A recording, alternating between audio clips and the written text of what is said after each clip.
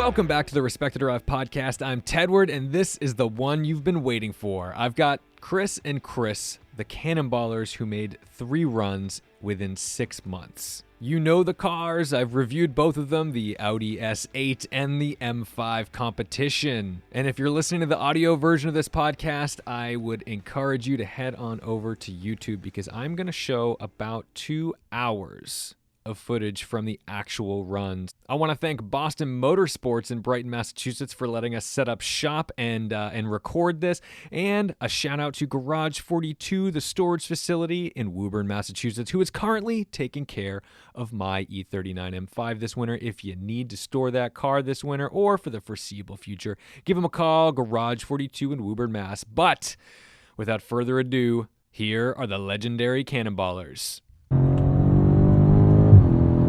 Right. Well, let's go back in time a little bit. I don't want to tell the story of each run. You've done 3 runs. You two have been the core team on each run, and you've had 3 additional drivers, a third for every run. Although one of them wasn't a driver. We'll get poor Matt. We'll get to that. But first, I'd like to introduce you guys because you're both named Chris. And in the spirit of Cannonball and anonymity and the fact that we haven't done a year, maybe we won't give your last names, but introduce yourself with either a letter or something that we can use to differentiate, because those listening are going to be like, oh yeah, and then Chris said. Well, you are always Christoph. Yeah. His alter ego. My alter ego, I guess, Christoph. Also Chris D. We'll go. So both of those work. Let's go Chris and Christoph. That'll be fun. All right. The Cannonball community is going to find this hilarious. I'm sure. Because they're like, oh, you turds. We know who you are. Yeah. But, all right. So let's start from the beginning. Where did this idea come from? Not because you invented Cannonball, but what made you think like, hey, I'm going to go and beat this record? Because at the time you were doing this, Doug and Arnie had set down their 27... what was it? 27-25, which had beaten the, quote, unbeatable Ed Bolian record. Well, when we set out to do this, the record was 28:50. Yeah, when we started like planning in earnest, it was 28:50. So that was when we made, I think, the first spreadsheet, it was 28:50. And all of a sudden, I think we went into Matt's one day, and Matt was like, I heard that there's a new record. And we're like, what do you mean? And then shortly after, Doug and Arnie announced it, and we're like, all right, back to the spreadsheet. We're going to change everything now. After all the planning and everything, we now have a new time and a new goal. What was the timeline on that? Because I remember you got, we'll talk about my involvement too, because you got me involved somewhere around, what was it, like October?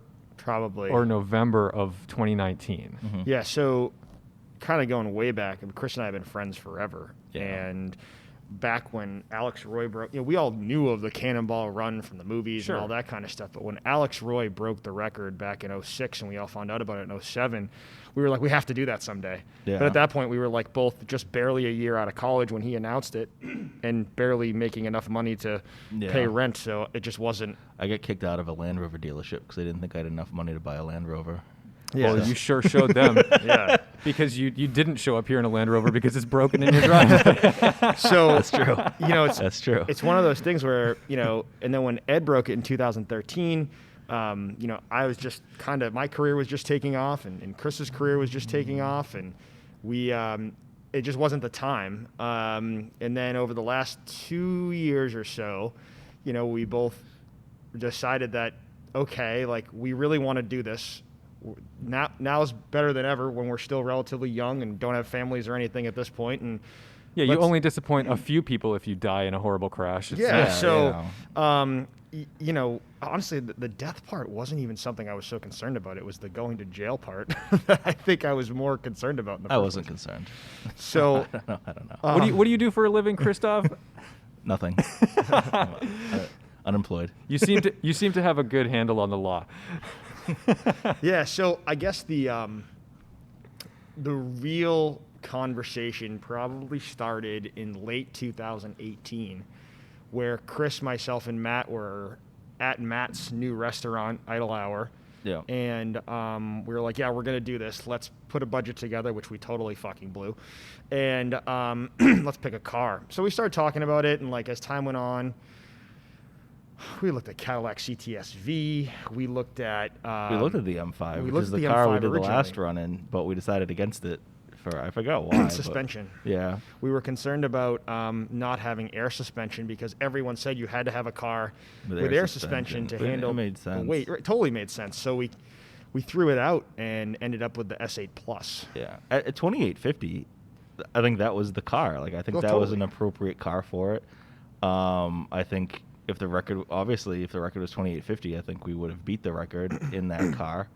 I mean, we did beat 2850 in that car. I think handedly. You know, and obviously with the COVID shutdown and everything, we went faster than we would have normally, but I think we still would have. So I think that was an appropriate car at the time. You know, I have some theories of how it became an inappropriate car and how now I think even the M5 is maybe like borderline like not the car to do it in. But we can get into that, I guess. Yeah, later. we'll get into that. But I think the biggest thing I want to talk about for the inception of it is the difference. So, I mean, look, you're talking about how this is something you always wanted to do. You kind of tabled it for years, and it becomes a thing where suddenly you're like kind of getting serious about it. You're ready to actually put a credit card down on some of this equipment and make it happen. What is the thought process back then when you're like you've never done a cannonball, you're a pre-cannonballer, right? You've got the dream, which is where I think most listeners and people who watch these types of things fall into, because everybody says, oh, I want to do it, this is how I do it, this is what I do.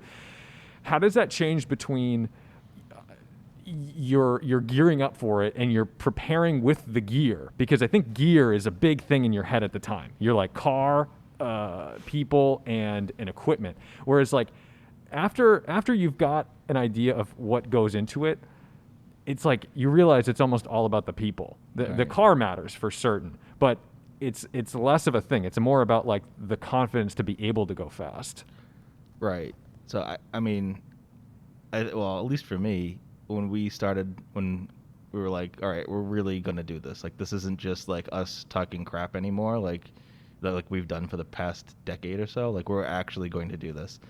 And like mind you, this was like the summer of 2019 that we started saying like, yeah, we're really going to do this. For me, it was like, all right, if we're really going to attempt this, let me get out Microsoft Excel and see like, you what know, we gotta do. Yeah, let's see what the numbers look like. And I'd never even planned. I mean, obviously when you're like thinking about it and daydreaming, you go into Google Maps and you do, Red Ball Garage to the Portofino. Yeah. And you're like, oh, it says it's going to take 42 hours. And, all right. And so then, plugging that into Microsoft Excel, and then we broke it down into like 5-mile increments.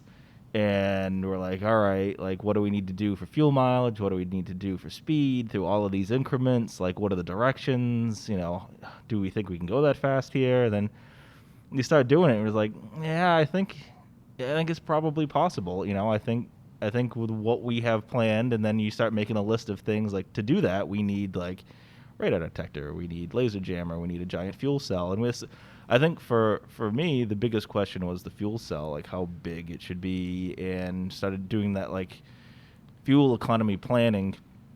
And that's when we kind of made the decision where like we need the car. Like if we don't know what car we're taking, these calculations become much, much more difficult and they're very abstract. So we need some concrete data. So we need to get a car. We need to start testing with that car and locking down what we're going to get for all this miles per gallon and speed and whatever. I feel like, so Matt's not here, and Matt was our original third driver.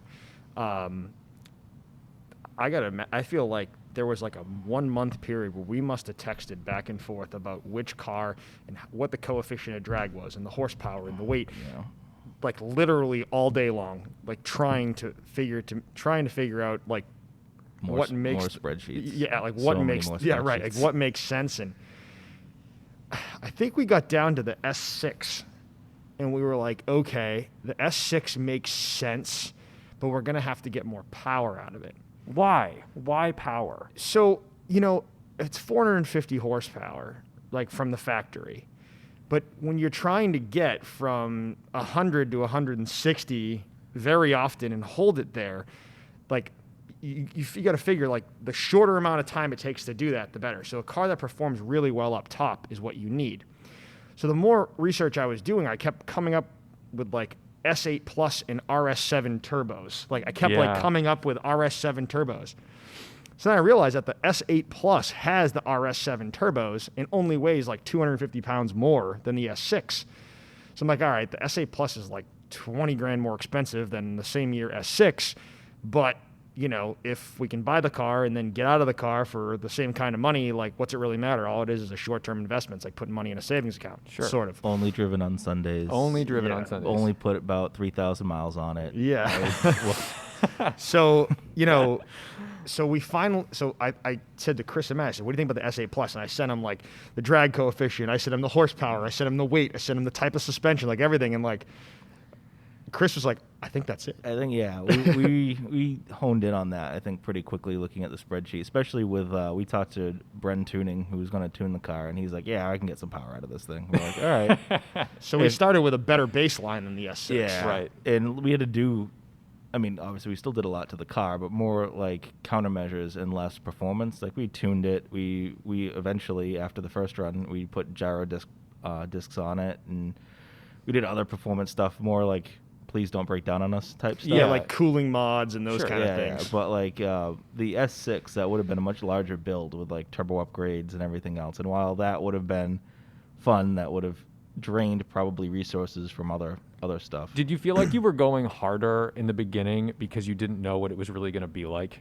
Did you feel like you were just like, let's just go as hard as we can? It might be overkill, but we want to beat this, so like, fuck it, let's just do it.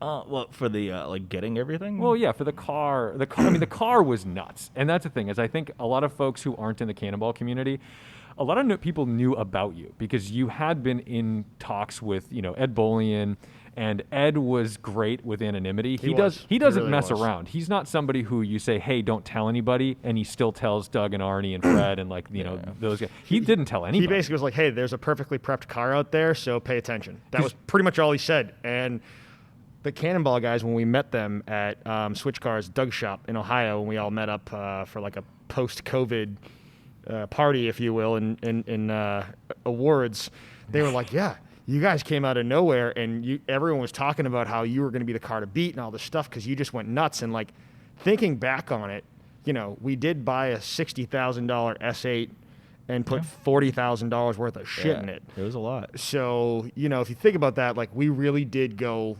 I mean, the fuel system alone, between the fuel cell, the setup, the lines, was like $7 grand. Yeah, I mean, it was certainly a lot, but I think, at least in my mind, like if you're gonna do this and you're gonna do it, well, we thought we were gonna do it once. We did it 3 times, so we got our money's worth out of some of it, I guess. We did. You know, if you're gonna do it, I wanted to do it. I didn't want like any excuse, like after I did this and we didn't do it, which we obviously, you know, spoiler alert, we didn't do it. I didn't want to look back and like be like, you know, had we done, you know, X, Y, and Z, if we'd got a bigger fuel cell, if we had bought a faster car, if we had a better like laser jammer, we wouldn't have got pulled over. If we got a better this, if we got a better that. So I didn't want that for, like over my head for the rest of the, like, shucks, I could have done it if I didn't cheap out. So we just kind of bought the best everything and threw it at the car. Yeah, I mean, there was a lot of research that went into it. What was the best? You know, we didn't just like, that's the most expensive, let's buy that. What was the most ridiculous piece of equipment that, or I mean, I already know the answer to this. Let's just talk about the plane thing. The plane thing? Oh, all right. So I guess for me, building the car was the coolest part of this whole thing.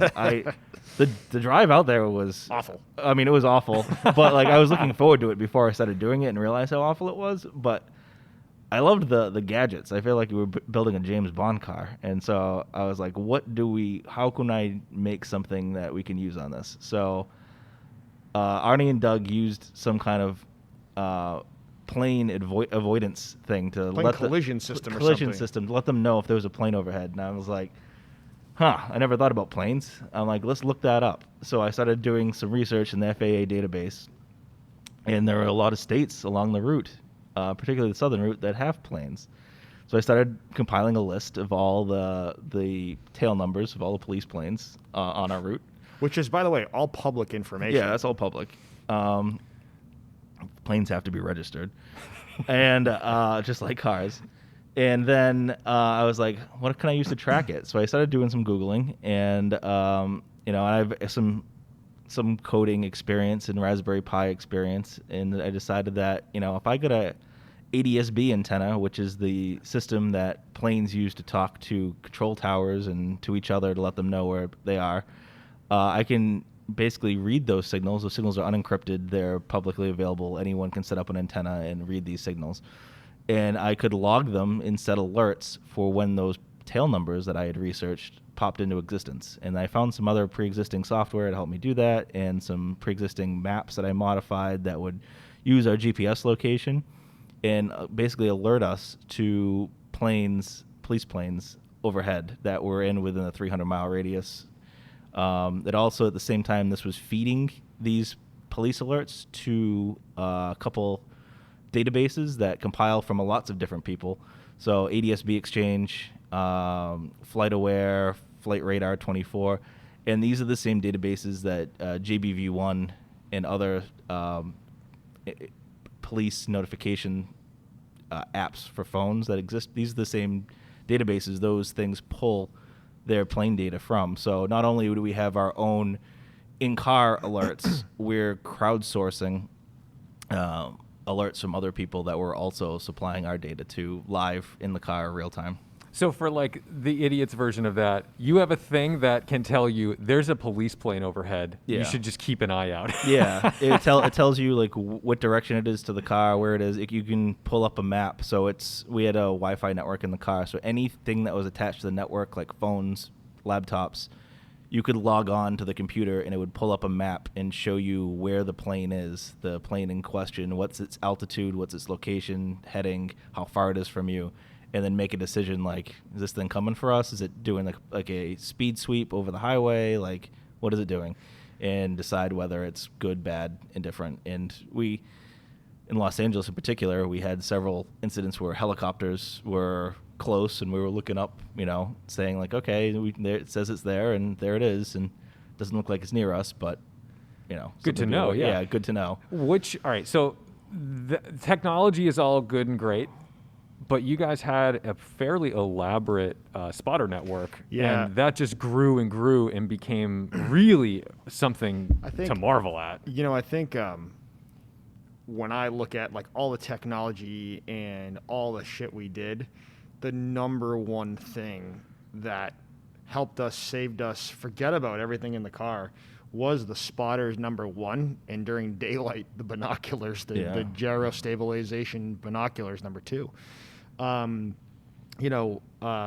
Initially, we had a spotter network of like 22, 24 for run one, but that was all agreed to, before COVID happened.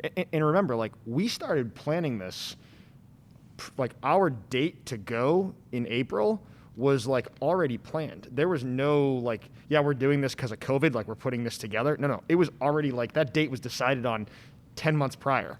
So we were going that date regardless. So when COVID happened, so we had lined up this network of people. We were flying people, from Boston to different places. We had people that were going from Texas to different. It was like we had a really strong network. And at that time, we're like, oh yeah, we 100, 150 miles, of spot per spotter. Like that's probably fine. And then explain what a spotter does, because I think a lot of people in the Cannonball community, you say spotter, they're like, oh yeah, we got spotter. So you call it spotter, some call it scout. I mean, it pre-runner, I've heard. Yeah, pre-runner. The idea is they're out ahead of you. They're not necessarily driving ahead of you at 150 miles an hour. No, I mean they're half an hour to an hour ahead of you, or hour, and then eventually you catch them. And you don't want them driving 150 miles an hour, because if they get pulled over, this is pointless. They're no good to you. So I think that's a common misconception is, if I'm spotting for these people, I need to go just as fast as they are. We'd actually prefer it if you didn't. Yeah, we need you to be doing like half of the speed we're doing, because what they're doing is they're driving out ahead and alerting us to what's out ahead. Now somebody's like, oh, it's a way to evade the police. I mean, while they're letting us know where cops are, I mean, there's things about construction. There are things about people that are on the side of the road broken down. There's debris in the road. There's animals. There's all kinds of different things that they're letting us know about ahead of time. And, each run, so the first run that we did, we lost half our network because at that time, no one wanted to get on a plane. No one wanted to touch a hotel. No one wanted to do anything. Yeah. And we were in legitimate shutdowns. It was shut down. So half the stuff, half the flights were canceled. Half the hotels weren't even open. So it was like everything we had planned really got blown up. And honestly, not having spotters on run 1 in the middle of the country was why we didn't break the record. We missed the record by 5 minutes at the time. Right. Well, plus Cannonball at the time, I think just to put this in context for like public perception, the Audi A8 that had gone out had not been well received by the public. No. When that car went across and set, what was it, a 2638. 2638. People were pissed. And in fact, even the magazines that openly support Cannonball all the time were really talking shit about these kids, which for what it's worth, that was probably one of my favorite runs because those guys managed to go out and do a record-breaking run. Yes, in COVID, but with like a borrowed leased car that they shoved a few marine tanks in. With a hand pump, I heard. Hand pump.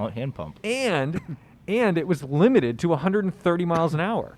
They must have not slowed down at all. Like I wish there was like a video I could watch of that run and compare it to what I remember of our first run, just to see the difference between the two in those 2 weeks. They went 2 weeks before we did. We tried to change our run to that week, but with logistics with all the spotters, it's crazy. Was impossible. It's absolutely crazy. I'd like to see what conditions they did it in, because I would imagine, there's been some talk amongst Cannonball people that might have been the golden weekend that, if you. Well, 4 records fell that day. I know. It was a crazy weekend. I think, if we went that weekend or Doug and Arnie went that weekend, not to discredit them, but we had some planning where I think they kind of just, a couple weeks ahead was like, hey, let's do this. So I think, we could have set a pretty good time that week too. So yeah, and unfortunately, when we went, once you got like west of Pennsylvania, there was traffic.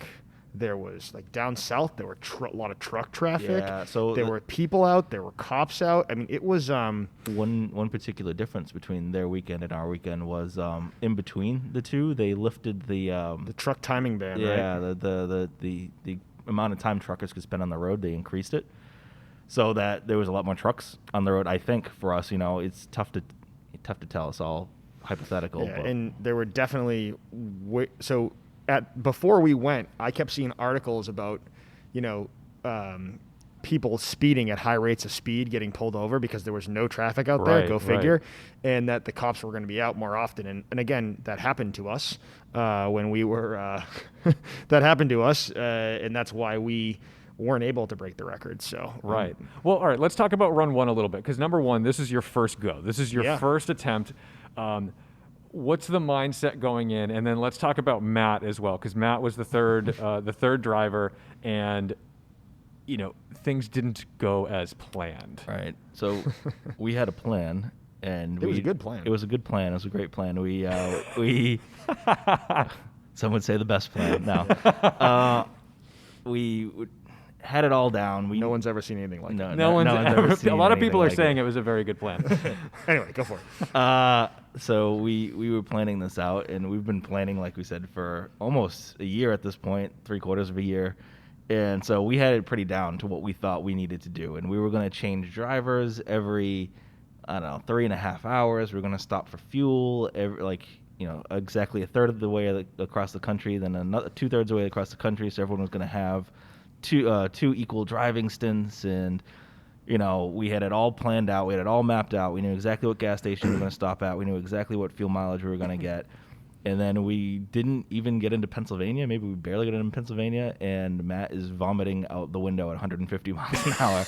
So immediately plan. And is he in the back? Is he in the front? So at that point, I don't want to talk about who was driving and where, but at that point, we had gotten out of New York in less than 4 minutes, which is insane. Red Ball to New Jersey. Because I was following you on Find My Friends at the time. Yeah. Because you had shared your location. I remember getting ready, and I was just sitting in bed, and I looked at the Find My Friends. You're at the Red Ball, and it was time. Yeah. And I got out of bed. I went down to get a bowl of ice cream because I eat so much fucking ice cream. But so I eat. Where do you put it? I know it's the only. I probably eat nothing other than ice cream. But like I fucking go down, get ice cream. I come back upstairs. I look at my phone, and you're already through the tunnel. And I was like, how on earth? I mean, it was so dead. There was nobody. I mean, there was literally no one there, and we're like, holy crap! Like, we could really do this. Yeah, when we drove into New York, it was vacant. Yeah, I mean, like we're like literally ghost town, and There were motorcycles doing like wheelies. oh yeah, it was it was like Yeah. motorcycles, quads, like all those groups of guys. Oh my It God. was like, what is going on here? It's like Yeah. like a lawless, vacant New York City. So Perfect. we get Yeah, perfect for us. we get in New Jersey and we're ripping, and again, there's like no traffic, and we made a wrong turn real quick and then fixed it like in less than a minute, and then we're back on our way, and Matt's in the back seat and goes, "Hey guys, we gotta slow it down."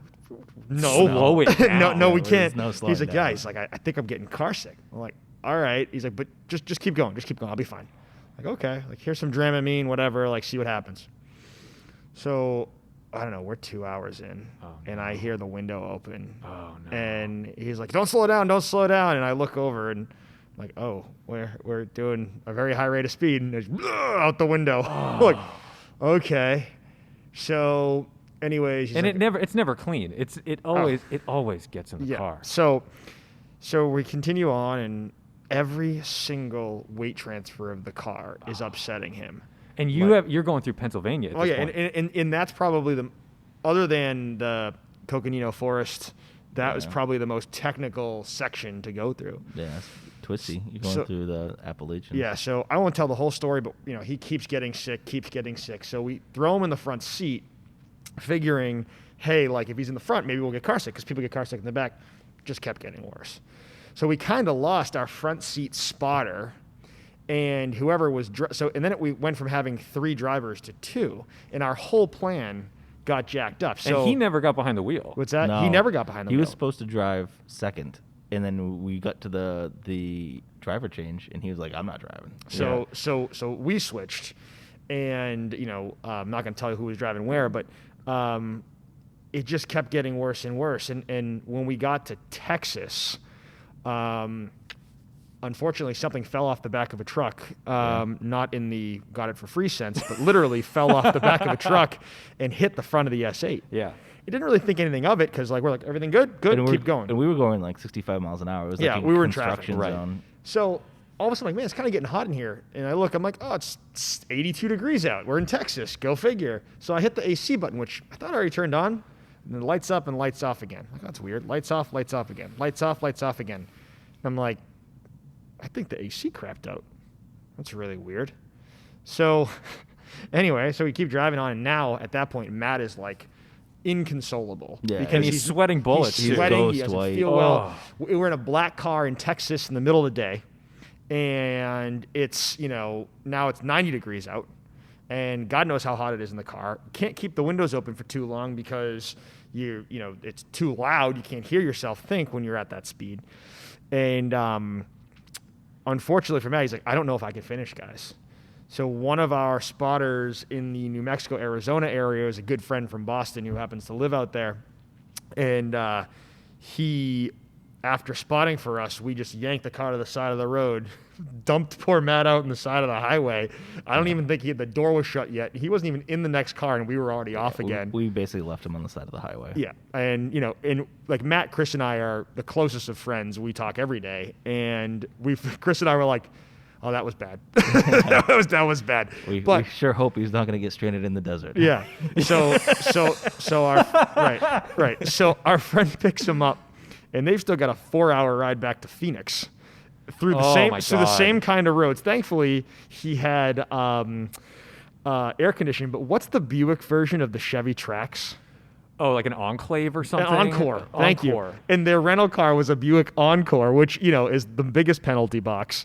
So Matt went and got to the hotel, and he was all delirious and messed up, and he ended up flying back from Phoenix the next day. But Chris and I continued on, and we continued on through the desert, and into the night and into California. And, you know, we were behind when we dumped him out. We were. We were way behind because of some of the things that happened in the middle of the country. Yeah, you guys got pulled over twice. Yeah. That's not good. Everyone always asks, what do you, like, how do you... I got pulled over twice. You got pulled over twice, yeah. And- Everybody always asks, you know, how do you deal with cops? And I said, you don't get pulled over. That's the answer. You So don't I get think pulled over. You don't deal with them. I think our total stop time due to police was about 22 minutes. Yeah, that's a lot. So if you think about stop time, and we all know all about stop time. Yeah. So when you think about stopped time, you know, you are losing so much pace from 100 average to 0. I mean, you are just losing. 22 minutes stopped is losing an hour and a half. Absolutely. I mean, it's just the worst thing you can do is stop. Yeah. You know, even if you're doing 50, at least you're moving. Yes. But yeah. So, you know, and then we were a little gun shy after the second pullover, just because it's like, oh man, like. Well, no, that's rattling. That's really rattling. Yeah, the first one I was like, whatever, we'll keep going. And then the second one, he followed us for a while. I knew he was behind us for a while. I was concerned about getting called in. And we're going along, and Chris finally goes, hey, dude, either you put your foot down or we turn this thing around, because at this rate, we are just losing time. So I said, we were going at a rate of speed at that point that was like, it was fast enough that we would have got pulled over again, but it was too slow to break the record. So it was, I'm like, what is the point of this? We're either going to get pulled over again and not break in, you know, that's it. So we're not going to break the record. So why put us at risk? You need to pick one or the other. So by the time we got to our last fuel stop in New Mexico, we were about even again on pace. And then when we stopped there, and then when we stopped to drop Matt off again, we fell behind again. So we raced through the desert into California through the ag stop in the middle of the night. There was zero traffic. I mean, it was nothing. So we were able to go at a high rate of speed. You know, we were about 30 miles out. I'm looking at the clock, and I'm looking at Chris, and he's looking at me, and we're talking to you. Right. And you became our de facto mission control, like doing math for us. Yeah, it was too much with two people in the car. Yeah, you couldn't communicate, you couldn't spot. It was just because at the time, the run one, your spotting strategy was you had the person in the back seat. You had the person in the back seat. You were talking directly to spotters. Yes. Spotters were calling you. Yeah. And hoping that the line was going to stay open. Yeah. You're also trying to do all the calculations. You're also trying to actually look ahead of yourself for cops. It was too. Yeah. It was too much for two people. Too much for two people. You know, even when Matt was sick, like, you know, he was doing his best to talk to people. But you know, when you're car sick, you can't look at your phone for text messages. No, it's you fucking can't useless. call people. You're fucking useless. Right. And like, you feel bad because like the poor guy, you know, he spent so much time and money like doing this with us, and other than getting to New York, like he missed out on a lot of it. Now, you know, turns out there's some health things going on that we figured out later on, and it sucks because like we would have loved to have taken him on the second or third run, but we just weren't able to. Right. No, I don't think he very vehemently did not want to get back in that car. No, I have to applaud him for being able to do that, though. To get out of that car after like literally like a year of preparation, that's a fucking hard thing to do. It was definitely, and it was tough for us to basically be like, hey man, you got to get out. Because I think it was an easier decision for him at the time because he felt so awful. I think we kind of made the decision for him because I think he felt like he was letting us down. Right. But at that point, it was like, dude, like, you're like, this isn't helpful because you're so sick. Like, it's better off just letting us like get in the front seat together and do what we do. I mean, Chris and I have been driving together since we had our licenses, so we figured it out. Well, so overnight, this is what happened. So I was following you guys on Find My Friends. This is pre-Glimpse, like before we even knew what that was. Right. So this is a fucking problem because you had Glimpse, and I think you were sharing it with like one. I think you may have only been sharing it with Ed. Yeah, or something like that. We didn't know about Glimpse until Ed was like, "Oh, what's your Glimpse?" And we're like, "Well, what is that?" Which is amazing because Find My Friends is a piece of shit. Find My Friends is like, hey, I'm here. And so what I was doing that night was I was following you on Find My Friends, and I would zoom in and be like, all right, they're about at this junction. And then I would wait 10 minutes and go on Google Maps and say, okay, now they're at this location because Find My Friends only updates every minute or two. So I'm like, all right, 10 minutes is enough time that this is relatively accurate. And then I would go on Google Maps, I would trace the distance, and I would find your average speed over that amount of over that distance. Putting that engineering background. Yeah, thank God for D Street, right? D equals speed times time. So you go back to our distance equals speed times time. So you go back, and then I'd say, okay, if they're here, I know they left at, let's say, 6 p.m. or 8 p.m. or whatever from Red Ball. I'd go and see what's your actual average across this whole thing. And I remember going to bed. I slept that night. I did. I went to bed because my job was done. I was videographer. My job was to document everything leading up to it and then hope for the best in the morning. And I remember following you guys till about 1 or 2 in the morning, and you had an average that was outrageous. I think you had brought it up to somewhere around the, I don't know. It's like 106 or something, maybe? It was like higher than that. I think you were 111 into the night. And so I went to bed, and then when I woke up, I checked it, and I thought, oh, my math is wrong, because it had dropped to like 102. And I was like, oh, shit. Like, what happened? And so I'm trying to piece together what happened. I don't have communication with you guys because also I'm afraid to call you. I'm like, I'm not bothering you guys in the car. And I remember texting you and just saying like, hey, you need to go 119 miles an hour or it's over. And I think that's all I said. I just said, this is your average. This is what you need. Hands off. I just walked away. And somewhere in Arizona or New Mexico or somewhere like that, that's when you guys started texting me like, hey, can you give us updates once in a while? And I said, yeah. So I set up just a pad, paper, a bunch of maps and a bunch of calculators in my room. And I'm sitting there doing this. Now, this is all in my parents' house. So my mom is like legitimately involved in this now, where she's like watching this. She's like, what are these people doing? And she's like, how are they doing? How are they doing? And then toward the end, that's when you shared me the glimpse, and it made my job a fuckload easier because we figured out glimpse. Yeah, we figured out how to use it. It was the best because I went from having to wait 10 minutes to figure out what your speed was to having it instantly. Right. And watching that, then it started really building the picture because before I'm just looking at averages over a 10-minute period. Now I'm watching you guys accelerate and slow down from 65 to 180 over and over and over again. I'm like, holy shit, there must be a lot of trucks on the road. So now I'm starting to really put together and contextualize what you're going through. Yeah. And I just remember the last bit of that run through California, I was watching it and it was just a dead fucking sprint because I remember the speed just kept going up and up and up because you had brought it down where you needed like, you only need to go 116 now. But then you start getting into some traffic. It's like, oh, you need 119. And then it starts going to like 120, 125, 130, 160. And then you're like, all right, it's fucking over. But I'm looking at the clock and I'm looking at what you're doing and I'm like, this is a tie. You're gonna match this fucking white Audi. And you show up 5 minutes late. Yeah, that was pretty awful. Yeah, it's pretty frustrating. I mean, you kind of think about, with it being such a small amount of time, you're like, okay, like, I'm like, shit, if I only got pulled over once, like, but it's, how do you... Well, and all you do is go back in time and say all the things you could have done. Right. In all honesty, too, it was probably only like 3.5 minutes because we got off of the highway and there was a red light and we stopped at the red light because we realized that we weren't going to make it in time. So like, at that point, no sense in braking. Right. Let's not get arrested now. Yeah. So we stopped at the red light for a minute. So it probably was only like 3.5 minutes if we like were on pace to like do it. Yeah. And yeah. Yeah. It was definitely pretty heartbreaking to get there and like go through all that. And it's just us. I mean, there's no one there. There's no one to greet us. It's the middle of the night.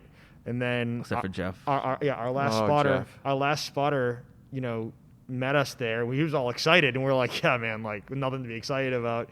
And then, as we're talking, the Redondo Beach police pull in and, hi, you're not social distancing. You're out past curfew. Please leave. And you're like, yeah, yes, sir. Yeah, okay, See you later. What's it like to pull away from that? Like, what's it like to, because you arrive, and yeah, it's a big deal, and now you've said you've done it, but what's it like to pull away from that? So one of us was driving, obviously, and that person did not want to get back. No, we weren't driving.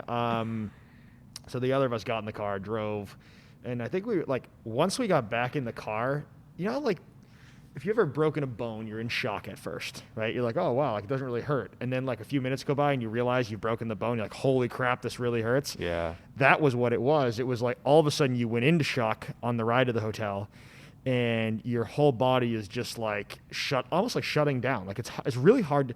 Like when I hear like Chris Clemens and Mark Spence went all the way to Redondo Beach, turned around and drove back and did it back, I'm like, yeah, okay. Because by the time you get there, you are so dead. Yeah. You are so drained. And if you didn't break the record, you're so let down that you lost all that adrenaline. Yeah. And we've done that 3 times. So everyone's like, oh, don't you get tired? I was not tired on any of the 3 runs until immediately after the run finished. And then I was exhausted, immediately. Like you don't feel it because you're on all this adrenaline. And, you're pulling into the Portofino, and you're just like, yeah, I could keep going, and then as soon as you like get out of that mood, like open the door to the car, it all like just rushes out of you, and it's just like, well, time for bed, and see you later. So you get to the hotel and you're like can barely put one foot in front of the other because you're so like screwed up. Your legs are all tight, your back hurts, and you go to check in and they're like, oh, where are you coming from? I'm like, oh, Massachusetts. Oh, did you bring a car? Yep. What's the plate number? And you're like, oh, when did you leave? And it's like, why are you asking so many questions? But they're just asking for to make conversation, right.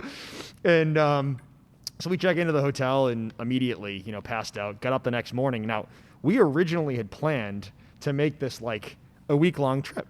Yeah. We're like, oh, hey, we're going to drive back to Boston afterwards. Like the three of us are friends. We're going to stop. This is no traffic. We'll have a good time. What a nice vacation. Now, mind you, at that point, we've got no air conditioning. The brakes are completely gone. Yeah, and I woke up. The S8 was hurting. Yeah. So I said we woke up. I wake him up. And I'm like, hey, man, I'm trying to book us flights and get our car picked up. And he's like, wait, what? And I'm like, dude, the flights are like $100 to fly home, and I can ship the car for $800. He's like, oh, yeah, just book the flights. So we dropped the car off with a friend in L.A., and the car got picked up a few days later.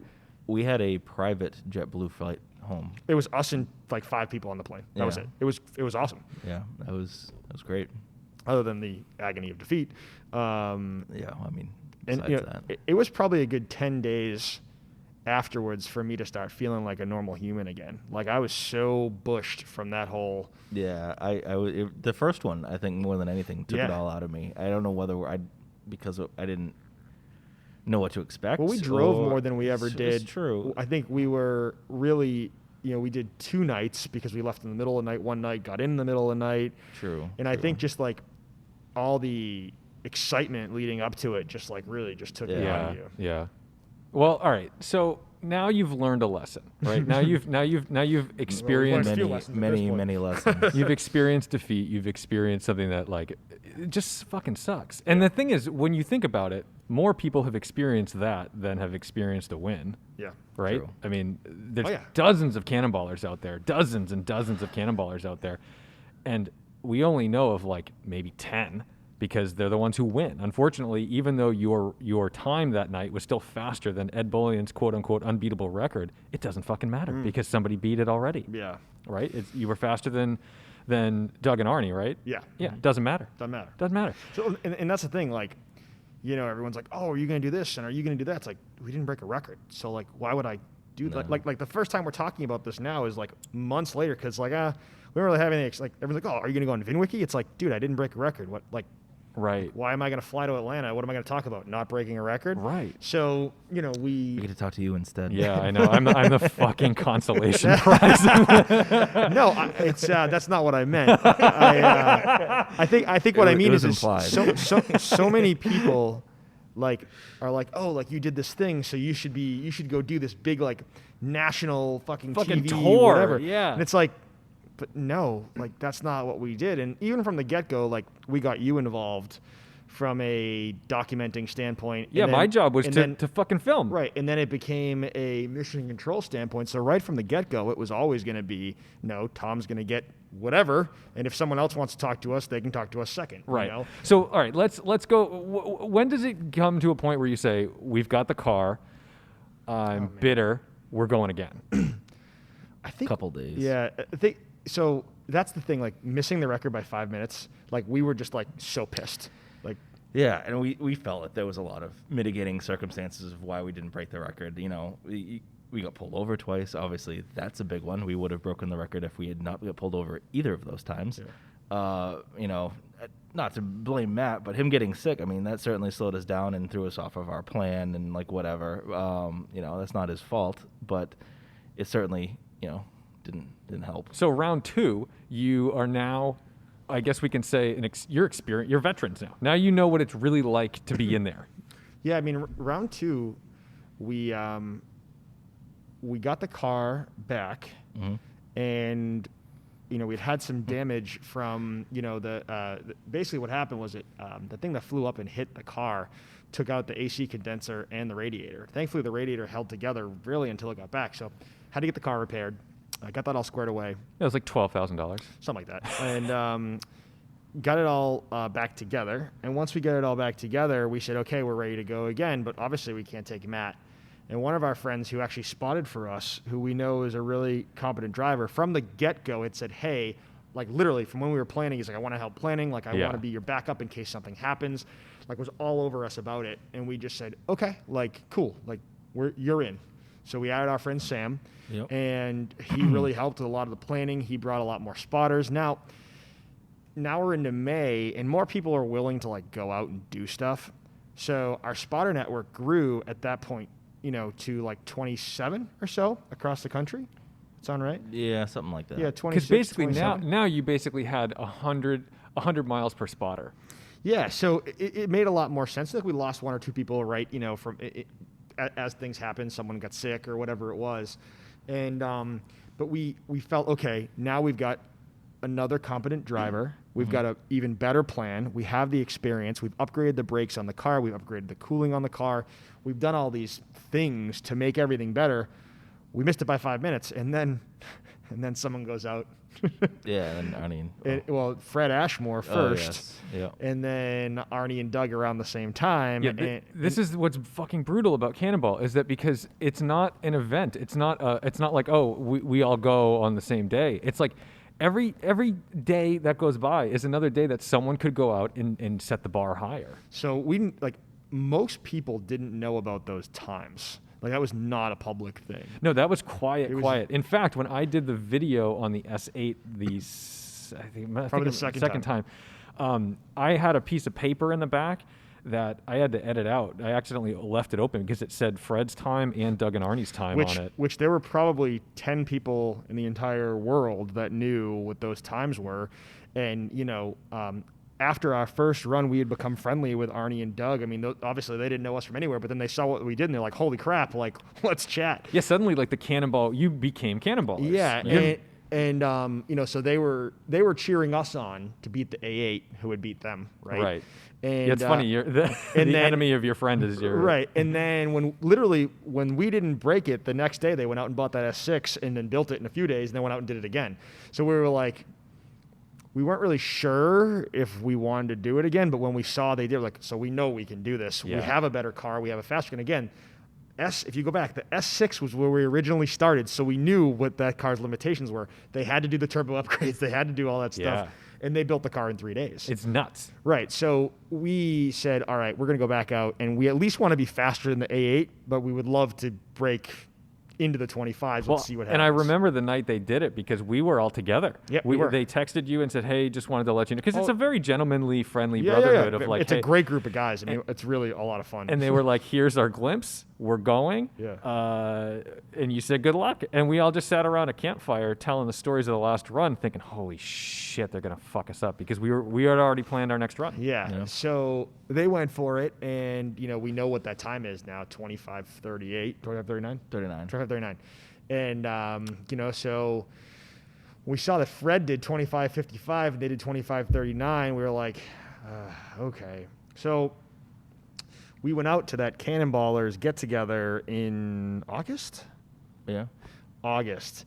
And on the way back from there, it was myself and Sam were in a rented X7, and you flew home. Wait, this is after the second run. This is after the second run. I'm sorry. Mm-hmm. And Sam and I were talking, and I was just sitting there, like, seething the fact that, like, we weren't the ones to be, celebrated, if you will. Yeah. And I got home, and I said, screw it. So when I bought the S8, I reached out to Matt McGovern at McGovern Auto Group, who's a good friend of mine, and I said, hey, this is what we're doing. I need a car. He's like, yeah, man, I'll take care of you. Whatever you need for a car, we'll hook you up. Good to go. So, and then they bought the car back, too. So it was really a non-sponsor sponsorship deal where they were like, hey, we'll sell you the car. We'll buy the car right back, like however you want to do it with the S8. So I said, hey, I want to do this again. I need an M5. At Boston Motorsports Maserati, you have an M5 comp. It has ceramic brakes. That's the car I need. Yeah, whatever you need. Well, let's go back to run 2 a little bit first because the difference is there. A, you had a lot more spotters. B, you outsourced all of the communication, basically. Yeah, Right. so You did such a good job. It's pretty wild. Kind of ad hoc on the first run that we recruited you. you for were a the victim second of your round. own success. It's true. Yeah. So I'll explain a little bit because I've never talked about my role Yeah, I think you publicly should. because it's a little weird. But basically, I became the mission control, and that meant that my job was to lift all of the communication between the spotters and you guys. Every spotter is on the phone with my team at Mission Control, which was, I won't tell where it was because I'm sure the business owner doesn't really want me involving him in that way, but we had a shipping container with like a 75-inch TV screen. We were watching live front and rear view cameras from the black view in your car. I was on the phone with you the entire time, and I had a call center with 2 operators at all times. So that allowed me to have the current spotter on the phone giving information, feeding that into a spreadsheet, which then I would read and convert to you. Basically, hey, cop at mile marker 13, you're doing 180 miles an hour, you slow down a mile before, you see the cop, confirm it, and you're off. And this allowed you guys to focus on driving. It allowed you guys to focus on spotting inside the car, and it allowed you guys to not have to be like fiddling with shit. Yeah. I think that's a lot of energy wasted. It is. And you know, that was a different ballgame. But what were the limitations of that run? Like, what made you say, hey, for run 3, we need a different car. We're done with this S8. I think, like we said, we picked the S8 Plus when the record was 2850, and that was a perfectly appropriate car at that time. Like big German sedans, a lot of power. You know, you get to the middle of the country where it's dead straight. There's no elevation changes, and you can just go as fast as you want. I think that's fine at 2850.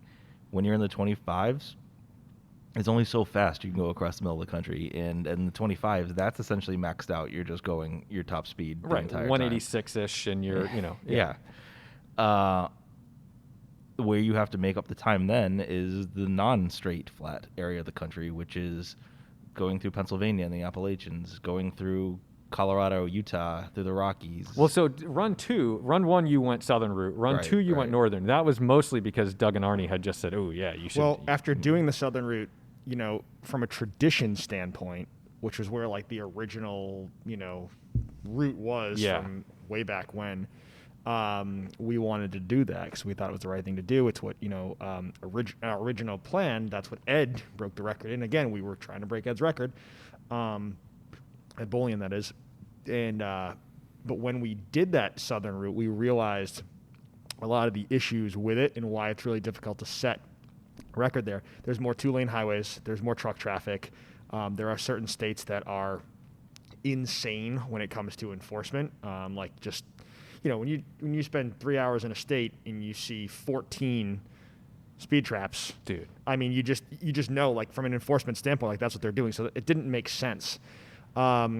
I think the heat down there was another thing of like, holy crap, it gets really hot during the day. And as you know, and if you're in a car that's already prone to overheating and you're going at a very high rate of speed, that's not great for a car. And we knew we were going almost in the summer. It was late spring when we went the second time. So it was like, all right, like let's take a route that we think will be cooler. And then, I mean, Arnie and Doug's run did have some legitimacy to like, hey, maybe that is a better route. And then as we started working out our spotters for run 2, we realized we had more spotters that were closer to the northern route. Right. You can fly people to Denver and spread them out. Right. You can get people in Vegas and spread them out. We had people that we knew that live in Illinois, live in Ohio, people that we knew that could get to Iowa and Nebraska, which is the toughest place to fill because of where they lived. It was just a lot. And again, flying people to Denver from Boston is a lot easier than flying people from Boston to St. Louis or wherever. So Boston to Amarillo. Yeah, Boston Amarillo, not exactly a great popular route. flight. Right. So, you know, sending people to Denver, I could send people to Denver and they would go out and spot in Utah and Nebraska. So I could send people to Chicago, they could spot in Ohio and Iowa. Right. So it just made it a lot, you know, right. And when you're flying people all over the place and you're spending that much money flying people all over the place, you know, you want to try to get the best deal you can. And those routes are just, you know, if I fly someone to Amarillo, it's going to cost me $700. I flew 5 people to Chicago and it cost me $480. Dude. because the time, Yeah. the flights were just so cheap. So it just made a lot more sense. Well, and then now you're chasing a 25-39. This is the I mean, we've literally entered like a totally new realm of speed, because 25s are now. That's nuts. Yeah, it's a very high average. And you're chasing that in the S8. You're still under somewhat COVID lockdowns, but run 2, oddly enough, was during right after George Floyd's murder. And we were afraid, it was a weird. All right, so this is the fucked up thing about Cannonball, because I can remember planning all this and looking through major cities and thinking, are there going to be road closures? Are there going to be riots? Because nobody knew what was really going to happen. Yeah. We had seen all kinds of stuff on TV. We didn't know where it was going to be located.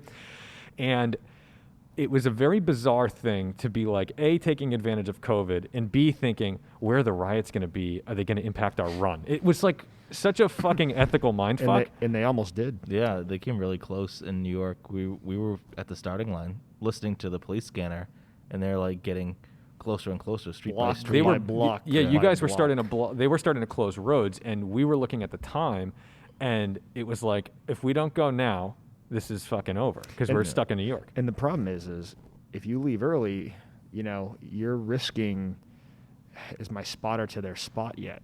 Right. Has my, that kind of stuff. And Everything's so organized. There's no way to be flexible. Yeah. Once you've made the plan, that's the fucking plan. Yeah. You have to do it. By the way, rain or shine, and we were really lucky in that respect. Yeah, we got really lucky with weather. We wasted all of our luck with the weather. We Pretty much. ran out of it on everything else. I would have dealt with but some the more rain weather- for more luck. Yeah. So run 2, high level traffic in Colorado. Yeah, so if you want to talk about what happened there. Yeah, so like I said, we were in the S8, so going through the Rockies is not the S8's forte already. No, she's a big girl. She doesn't do transitions. No, she doesn't like going back and forth and twisting and turning very much. She's a little wallowy, especially at that point. We filled up for our last fuel stop right after Denver, so we had a full 80-something gallons. Yeah, actually of fuel. 450 pounds of fuel on board. Yeah. Like just as we get into the Rockies. Yeah, so we're sloshing back and forth, and so we're not going as fast as we had hoped. There's a lot of traffic to the Rockies that day, and then we get to right about where the I think it's the Eisenhower Tunnel is, which is the highest interstate point, and all of a sudden a 2-lane highway in each direction is down to a 1-lane that alternates directions with like a cop telling you which way to go. That was because like a rock slide. Yeah, right? there's a So- rock slide on the. If you've ever driven through that section going west, there's like one side of the highway that's like elevated, and the other side of the highway that's like down low. And the elevated side is the westbound side, and that's where the rock slide happened, and it closed the entire highway. And up to this point, you guys are screwing. Yeah, we were on pace to, I think at that point, come in an hour early. Yeah, And then- Yeah, we this were looking is- at 24. This Yeah. is like pace. This is pace, right? yes. Because We know things Quote, change. quote, unquote, yeah, pace. but you always want to be ahead of what the time is pace wise, and we were ahead. right, you have to buffer. You absolutely Yeah. have to buffer. So we came to a complete stop, put the car in park, and turned it off for 12 minutes. And again, talking about pace, 12 minutes will cost you 45 minutes to an hour. Yeah. Yeah, And then- just stopped. And then from the Rockies to Redondo Beach, with the Oh my exception of God, a yeah. small stretch of Utah, everyone coming back from Moab, Oh my God. it was RV, it was truck and trailer, truck and ATV. Everyone had a boat. Everyone Oh, had I a remember boat. this because Every boat west of the Mississippi was on that highway that day. I remember like literally screaming at Mission Control about lake people. I was like, these fucking lake people. I Lakers. hate lake Damn people. lake people. They fucking just leave your goddamn That's- boat at the That's lake. what happens when you're from Massachusetts and you're used to the ocean. It's like, damn lake people. Oh, dude, it was brutal. And that's the thing. I'm like looking at this, and it's just every dick with a boat and an ATV had a trailer and a truck that was going 55 miles an hour, and they were, drag racing each other at 55 miles an hour side by side. So there was no way to make up time. Like our first run, we made up so much time on that back half. Right. But it's because we were coming through the desert. At night. At night, not coming through Arizona, or Nevada, Arizona, Utah, with traffic. See, this is why I don't think non-cannonballers understand that it's not a one-shot deal. It's not like, oh, I get in a car and I drive. It's like you understand fully that you need to be on pace for at least like 2 hours ahead of what you need Right. before Denver, or else it's probably over. Like, that's the fastest part. Right. So, yeah. So, I guess going back to our first run, the first one we took like more of the traditional starting time for Cannonball. We started late at night in 11 at night 11, yeah. in New York City. Thinking that we'll get out of New York City at night, we'll enter Los Angeles at night. Those are the busiest portions of the run. There'll be less traffic, and then we'll go through the middle of the country during the day. I think that and we came to the conclusion that was not correct. Right, because you spent so much time open in the daylight Yeah. in the southern route, which was a nightmare for cops. And remember, we went with all of our planning, and our planning was all normal traffic patterns, normal world. When Yeah. it turned out that the more, especially during COVID, the more darkness that you have Yeah. at the beginning to bank time, the better. But we didn't Yeah. know that, Right, so so we were we- still looking at what. We were still based on our planning from pre-COVID. Yeah, so the first run you were leaving after sunset. It was like 8 or 9 o'clock, right? 11 at night. 11 Yeah, 11 o'clock at night. Right, and so now you're realizing, wait a minute, we want to drive under darkness for as long as possible. Right. So you've got to leave before the sun sets. Right. So we left the second run at 8 p.m. and then the third run at 6 p.m. The issue of doing that is you have the darkness from Ohio to Denver, essentially. So that's where you have to make up your time. And whatever you get when the sun starts coming up, that's it. And you just lose time. There's no chance to make up time after that. You're in traffic. You're in Las Vegas traffic. You're in the Rockies. You're in Los Angeles traffic. The last hour of the run, you are in Los Angeles. Yeah, I mean, and you're lucky if you do an 80. Yeah. Yeah. Lucky. So you're just, once you hit Denver and start getting to the Rockies, you just see your average fall and fall and fall. So whatever you got overnight, there's no chance of making it up, which was opposite if you leave at night and you're getting into Los Angeles at night, you can go fast through the desert because there's nobody at night. But you can't do that if you're leaving when it's still light out. Like that's just one of the things you have to accept. That's like the drawback of doing that. So basically, you had a shitty time the rest of the way from Denver to LA, in that run too. That's got to be Right. What I'll say is that the driver from when we were stopped in the Rockies till LA got us back on pace, but Yeah. it wasn't enough of a gap. right. Yeah. Because we had that Utah stretch where it was really dead Yeah. before we hit that traffic for 15 that kind of that cuts in coming from Moab, essentially, or Right, from the yeah. lakes, if you will. So we, it was pretty. We thought we might be able to gain it back, and No, and then once we hit that traffic, we watched it. There was a time that our we have a timer in the car as part of our carputer that Christoph built. We it was saying like you will need to do 199 miles an hour the rest of the way to beat the record. It's just like it only said 199 because that's the maximum speed that I allowed it to yeah, go right. up to. It would have been much higher. So like we just knew like as we saw that creeping up, as we doing 85 miles an hour in traffic behind a boat, and then behind an RV, which was behind a pickup truck, which was behind God knows what.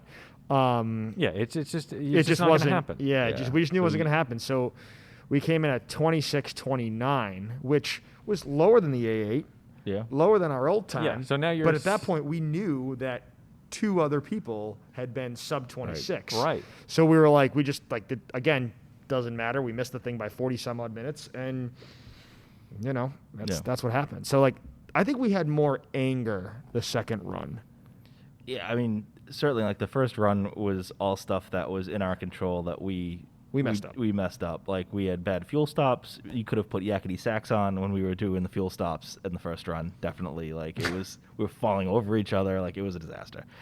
We got pulled over. Like there was a lot of things that we could have done a lot better. Right. The second time, we feel like we executed the plan, I think, pretty well, but we felt like we got screwed with the traffic through the Rockies, the traffic in Nevada and Los Angeles.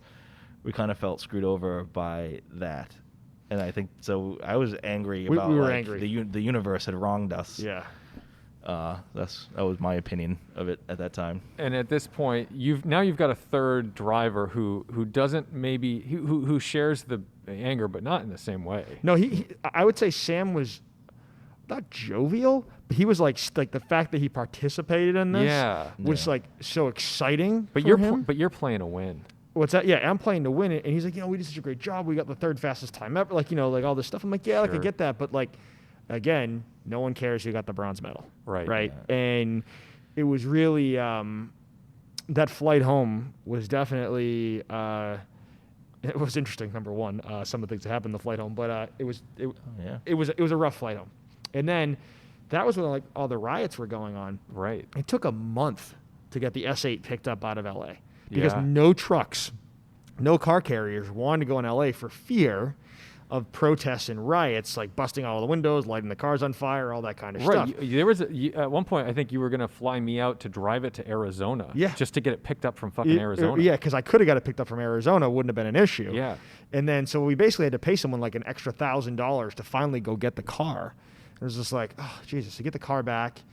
And, but like this thing doesn't have a third run in it. We're like, we just, the car, in other words, we needed to do a lot of work to the car. Right. So we got the car back together. We fixed some of the issues that were there with it. And then the car ended up selling to somebody that was excited about having the Cannonball car. Yeah, that person reached out to me. They're like, hey, is this the car? Yeah. And I said yes, because I'm thinking to myself, I want you to have full disclosure on what you're buying. And I think... only driven on Sundays. Only 6,000 miles by the last owner. No worries.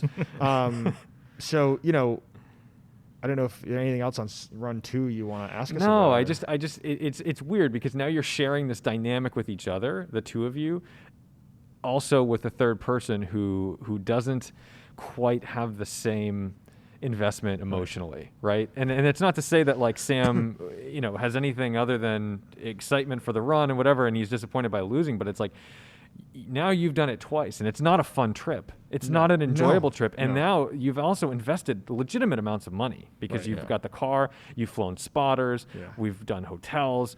I think my team was 6 or 7 people at that mission control, and it was hard to drive home that night because I remember, you got to remember, like mission control is also up for 40 hours. Yeah.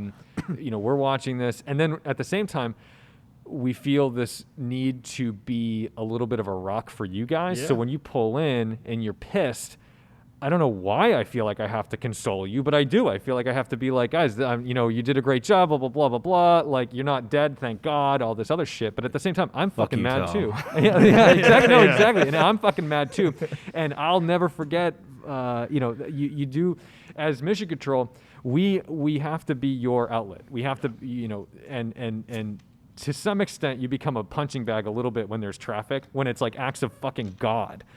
And, I can hear you guys yelling and screaming in the car, and it's not a pleasant thing. And, but what am I going to do? There's nothing I'm going to do. I remember finding fucking, just to make you feel better, I remember in Arizona, there was a small stint. Luckily, it wasn't as bad as Denver, but there was a stint where you guys were almost at a crawl. You guys were at a standstill. And we were preparing for it, and we started looking for fire roads that were like a raptor, a Hennessy Venom Raptor, or a Hennessy Velociraptor couldn't make this.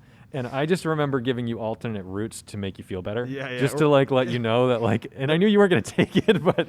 Yeah. So I'm like, Tom, that's a dirt road. Yeah, but it's on the map. I wanted you to be able to make a call to say no. I wanted you to have an option to decline, to feel like you said no to something that would have been a worse choice.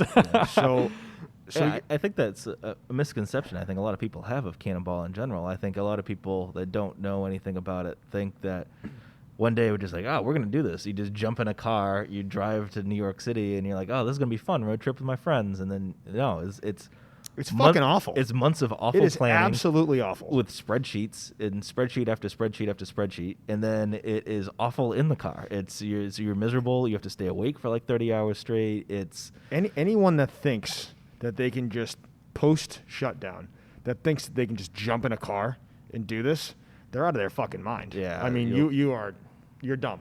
You're dumb. Before we get into the third run, I want to take a minute to talk about like just bodily functions. I mean, you're in a car for a very long time. I pee so much. Like, it's a miracle that I'm getting through this without running up and going to the bathroom, because I drink coffee all day. I drink water all day.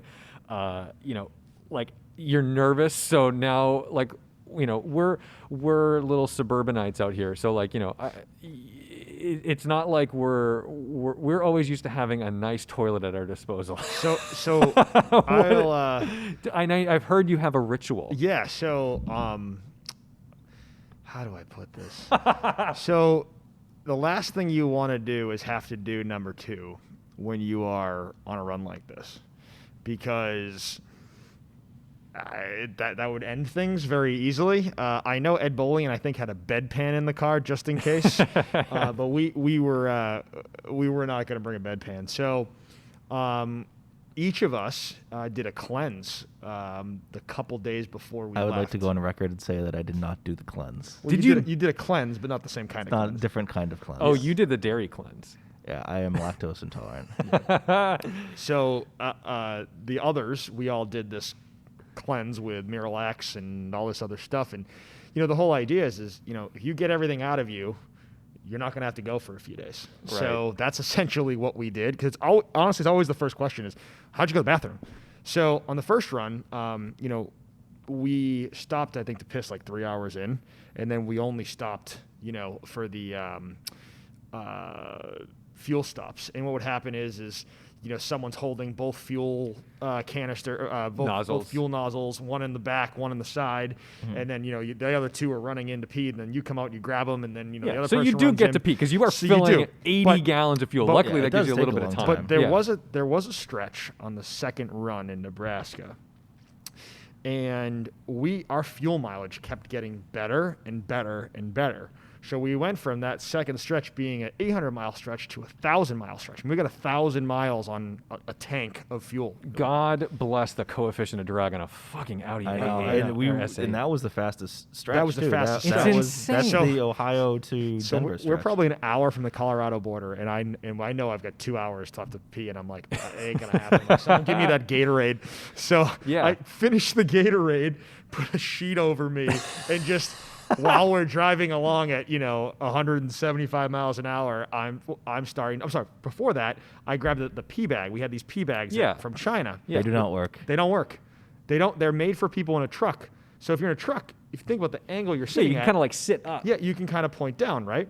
But when you're sitting in an S8 and you're sitting kind of backward, there's splashback. Yeah. So as I'm like trying not to essentially piss myself, I'm like, okay, this isn't gonna work. So like I stop, open the window, I fling the thing. They're biodegradable, don't worry.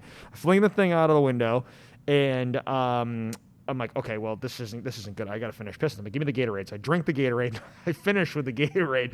Screw the Gatorade top on as easily as possible and put it on the floor. And when we go to get out, everyone's like, oh, who's gonna grab the Gatorade? I'm like, oh, I'll grab it. So, but for the most part, I appreciate that you took that out of the car, because when I had the car for the review, I found sandwiches. There was a lot of stuff in the car. You literally got the car right off the truck. Yeah. I think you came and got it the day it came back. Yeah, it came off the truck and it was disgusting, and you were like, "Yeah, I don't know if it'll run," and I just drove away, and that was Yeah.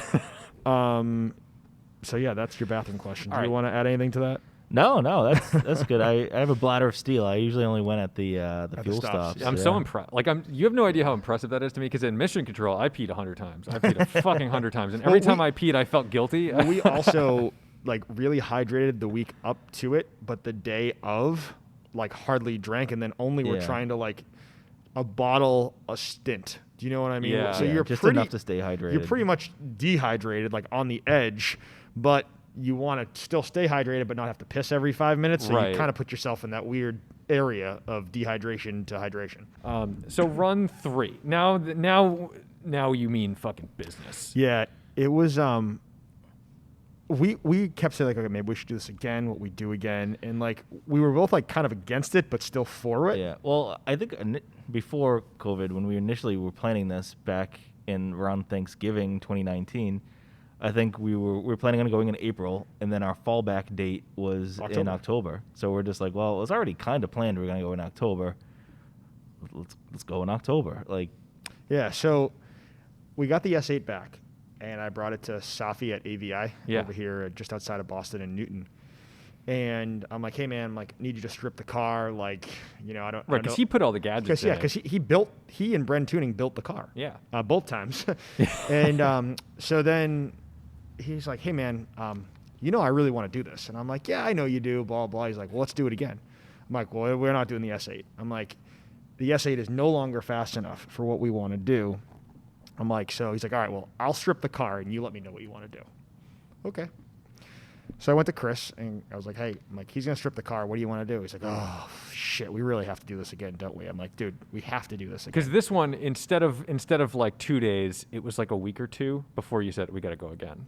Yeah, every time you do it, you take longer to forget how bad it was, and then you want to do it again. This is why I think women can have multiple children. Like you forget how bad childbirth was, or something. Like you have to block. I guess that's probably true. You have to block the pain. Yeah. And at some point, you're like, wow, wasn't that wonderful and beautiful? Yeah. Let's do it again. Jesus. So, as I mentioned earlier, I went back to Matt McGovern and I said, hey, I need another car. And he told me I was nuts. And he says, but awesome. Yeah. As any car guy would say, like, awesome. The shit-eating grin on everybody's face when you tell them, when you involve them in this, is phenomenal. Because they kind of give you this look like, oh, you're out of your mind. How can I help you? Honestly, that's pretty much almost everyone that gets it. Yeah. That's their response. Even a lot of non-car people that I've told about it. So my wife was one of the spotters of on our second run.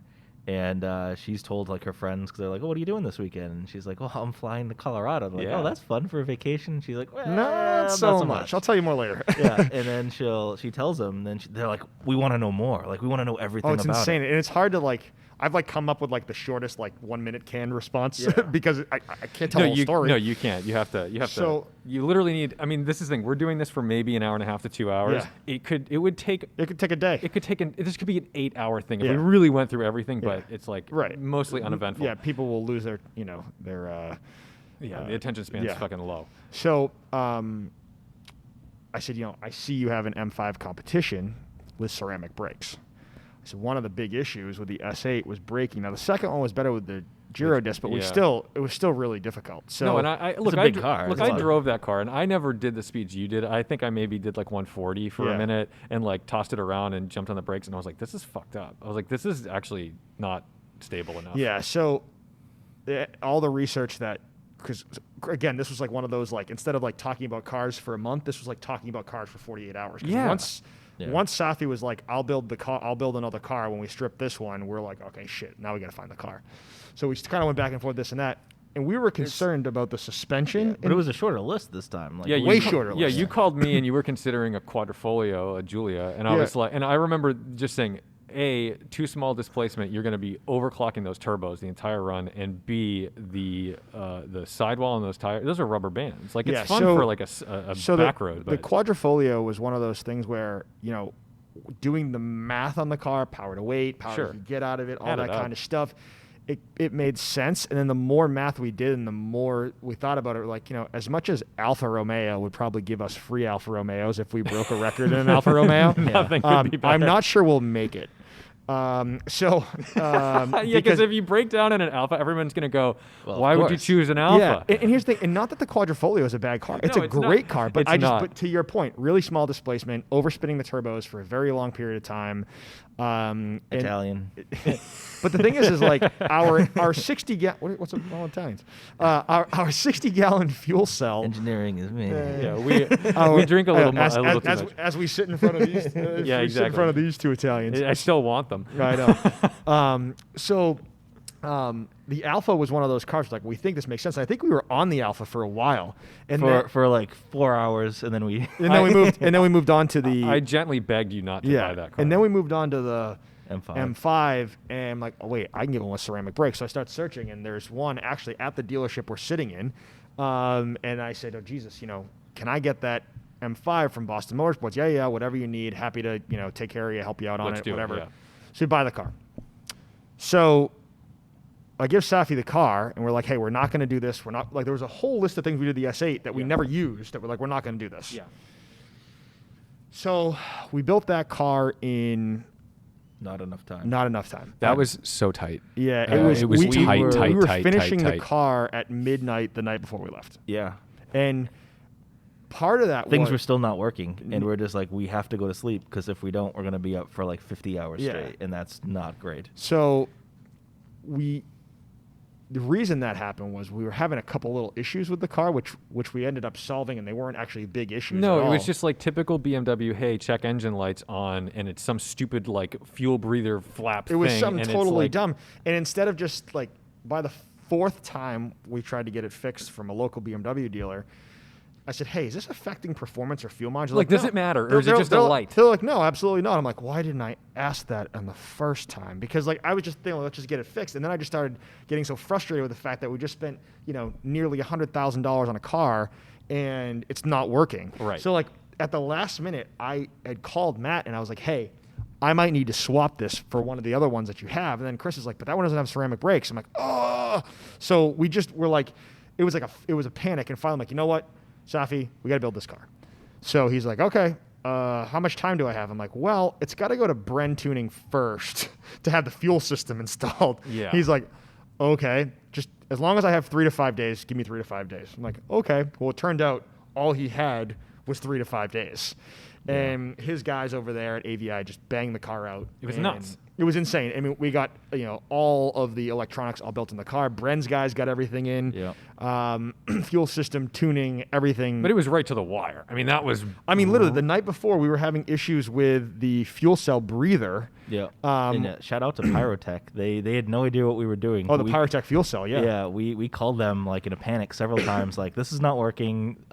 We need something that does this. And they're like, what the hell are you doing with this that's car? the thing is all We were these. like, yeah, don't worry about it. Don't worry about it. Just, all just give us parts. Exactly, yeah, because all these companies, they're all the type of people who like they're dealing with like race teams or they want to know what's going on so they can give you the right advice, and you're Right. basically like you can't tell them. I think Yeah. towards the end I think towards the end they started to realize like I think this is some type of time trial car or something, right? Yeah. We weren't very honest with them, and they gave us great info considering they knew half of What we were trying to everything. accomplish, yeah. And they overnighted custom made parts to us for fuel setups that probably would only apply ever to a Cannonball car. So like big shout out to them for hooking us up And with that. fucking not asking questions. They're Yeah. great. And it was like they get on the phone with like Safi and his guys at the shop, and they're like, yeah, we'll build that. We'll overnight it. You'll have it tomorrow by noon. Wait, what? And like they're in Oregon. Yeah. Yeah. And it was like they overnight us a part, and the part would be there on were time. great. And then, we realized we needed some more AN lines and some more AN fittings. So I called a friend down in Freetown,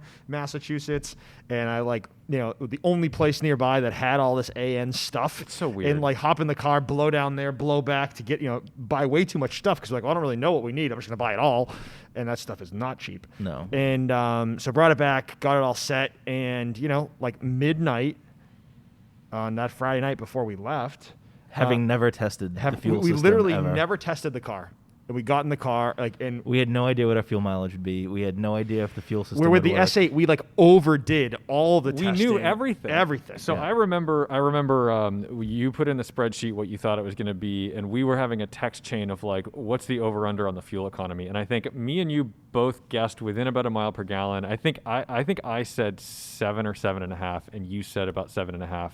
Yeah. and we ended up at 6.5. 6.5. It was unfucking real. I'll never forget the first stint, because the first stint in the Audis, you could get like nearly 800 miles out of that car. Yeah, because with the Audi, even like really beating the bag off that car, 11, you were getting yeah. 11 miles per gallon. Yeah. And then I think I said to you, hey, Tom, we're going to need to redo our fuel stops. Like, why is that? I'm like, because we're currently averaging 6.9 miles per gallon over the last 300 miles. It went from like I thought we were going to fuel up in like Illinois to like we're going to just crest into Ohio. We barely got into Ohio. It was Yeah. fucking unreal. So for that M5 is a pig. Yeah. those who don't know, we scouted out fuel stops like along the route. So I have Yeah. a list. I have like a binder Yeah. full of fuel stops all across the country. Right. And it's Based on getting 10 miles per gallon. So you figure like we thought we would get maybe like 10. So you think the worst case scenario you'll get like 7.5, and best case scenario you get like 12.5. So if you do the math and how many miles that is, you can just say like, oh, between X amount of miles and X amount of miles, I'll just scout out a fuel stop every like 20 miles, and scout them out, make sure they're right near the highway. And so we had that binder of all the way across the country of all of the different permutations of fuel economy of where we could stop.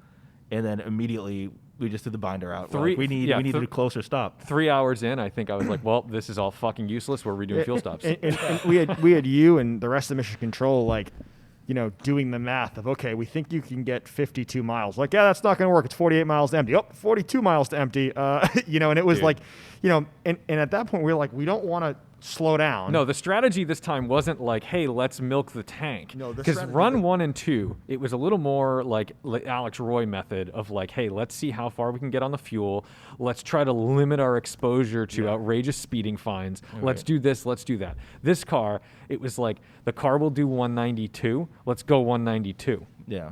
Yeah. I mean, the first runs we knew the S8's fuel economy pretty well, so we could plan gas stations, and we planned that fuel cell to make it across the country in 2 stops. It went according to plan. It really did.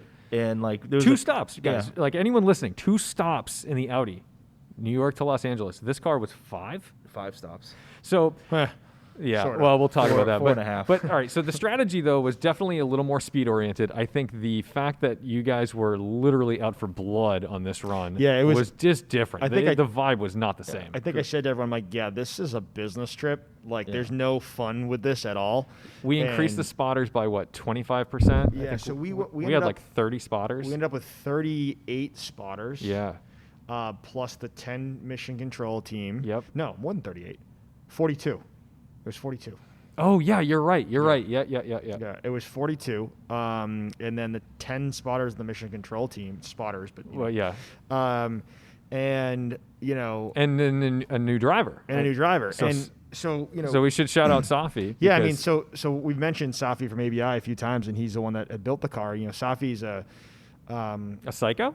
I wouldn't say he's a psycho, but he just his ability to just drive fast in any condition. He has no sense of self-preservation. He does not. It's incredible. Like what's wild though is he is a relatively safe driver. Like I felt comfortable watching him drive at this speed. He's really good. He just does not care. There's no. I'll do 180 for 5 hours. I don't care. It's just it's insane because here's the thing. I think everybody else, we've all driven fast. We're all comfortable on a rally. Yeah. You get in the spirit of it, and it's fun to drive fast. But at the same time, there's still this little, I guess, what most people would call a conscience that says, hey, there might be something ahead, or there might be a deer, there might be a cop. And it's those things that hold you back from actually going full tilt. Yeah. Safi does not have that. The way that a psychopath doesn't feel emotions and has to fake it to mix in with normal society, Safi doesn't have that when it comes to speed. No, he doesn't. And I think when he had said, hey, I want to do this with you, Chris and I were like, okay, he's going to go really fast. Well, we were afraid. So I don't know. Fuck it. Well, let's just talk about this because run 2, he was in the running. He was in the mix of when we were talking about who was going to be the third driver. Yeah. And even I was like, I don't think he should go. He might be too crazy. And we talked about that. That was a genuine discussion. And then we realized we need crazy. That's all you need. You have to. And the thing was we just gave him some rules of don't do this and don't do this. And he just stuck to them. And he went fast. I mean, he went really fast. He went, I mean, we got to the Rockies in less than 13 hours. Has anyone done that before? I don't know. I can't imagine anyone have. Well, we heard that, from Arnie and Doug and from Ed that they got to Denver with an average speed of 125. Yeah. We got there at an average speed of 122.5. So, I mean, technically they must have got there quicker, but I don't know where we could have gone quicker. I mean, we were a little delayed going out of New York. Yeah, City. Well, all right, let's talk about the context of the timing, because what was different on the third run? There was not a single state lockdown. Nope. Right, no. There wasn't the riots where the country was as open can be, and it particularly the middle of the country. Yeah, the middle of the country was and nobody gives a shit. Yeah. No. So I mean, there were no masks. We pull into fuel stations. We have our masks on. No one's They look at you like you're look at crazy. us like we have 7 heads. Well, that's what's crazy is you're pulling in a fucking Cannonball car that's decked out in antennas and iPads, and they're looking at you because of the mask. Yeah, exactly. They're like, what are these fucking snowflakes? And you're like, Jesus Christ. Yeah. So New York, it took 15 minutes to get out of New York. So we tripled the amount of time it took to get out of New York from the first time. So again, talking about pace, right? There was lots of stopped in traffic in New York. So that's a spot where Arnie and Doug and Fred, who are faster than us, were able to save time. We had to stop really 5 times. We had a fuel pump issue on one of our stops. That's why we had to stop another time. And, you know, those stops couldn't have been any faster. Like there was no. You guys nailed it. Every time I was timing them at Mission Control, because this time we did it at our friend at Sam's house. Yeah, I mean, you're talking like 7-minute fuel stops for consistently, right? For 3 people to piss and to fill 80 gallons of fuel. Yeah, we had the fuel stops down. They were incredible. I was so impressed with you guys on this run. That's when I saw your not the first fuel stop because the pump sucked, but the second fuel stop was when I was like, oh, this is gonna go well. Yeah. And I watched you guys. I mean, that's the thing. We monitor everything. We have Mission Control, and thank God I had all the people there, because when the fuel stops went out the window because of the fuel mileage, suddenly I had to rely on David and Corey to be like, I need you to find 10 stations within the next 100 miles. And like now. And I need it to be confident, and I need you to call ahead and make sure that they're open. And they have to be right off the highway. They can't be in a town. I mean, imagine you're at a fuel station and you get a phone call that says like, hi, are you open? How fast are your pumps? Like, I mean, who the fuck gets that? Do you have new pumps call? or old pumps? Yeah, when do the pumps get replaced? Yeah. And like, these are the questions we're asking these people. And these people are like, I don't know, I just check people out. Like they're not. They're like, I have no idea. I was asleep 5 minutes ago because it's 4 a.m. Like Yeah, I like- sell combos. Yeah. End of list. Like, so run 3.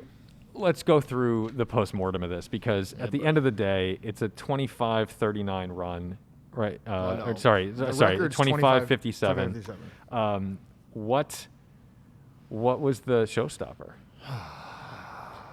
I mean, the showstopper. Well, there's two.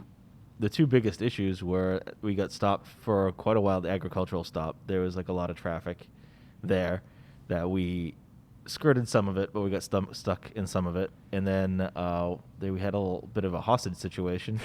We weren't the hostages. We were, yeah. Thankfully, we were not the hostages. To be honest, I kind of wish you were, because it would have felt less brutal. Yeah. So, And at the agricultural stop, not only were we stressed out because we were stopped in traffic in the agricultural stop, we were going back and forth with Mission Control about which way do we go out of this agricultural stop, because someone tried to kill themselves and now have their family held hostage in the Cajon Pass. I have gotten so much shit because I said Cajun Junction, and I thought it was Cagun, and it's Cajon.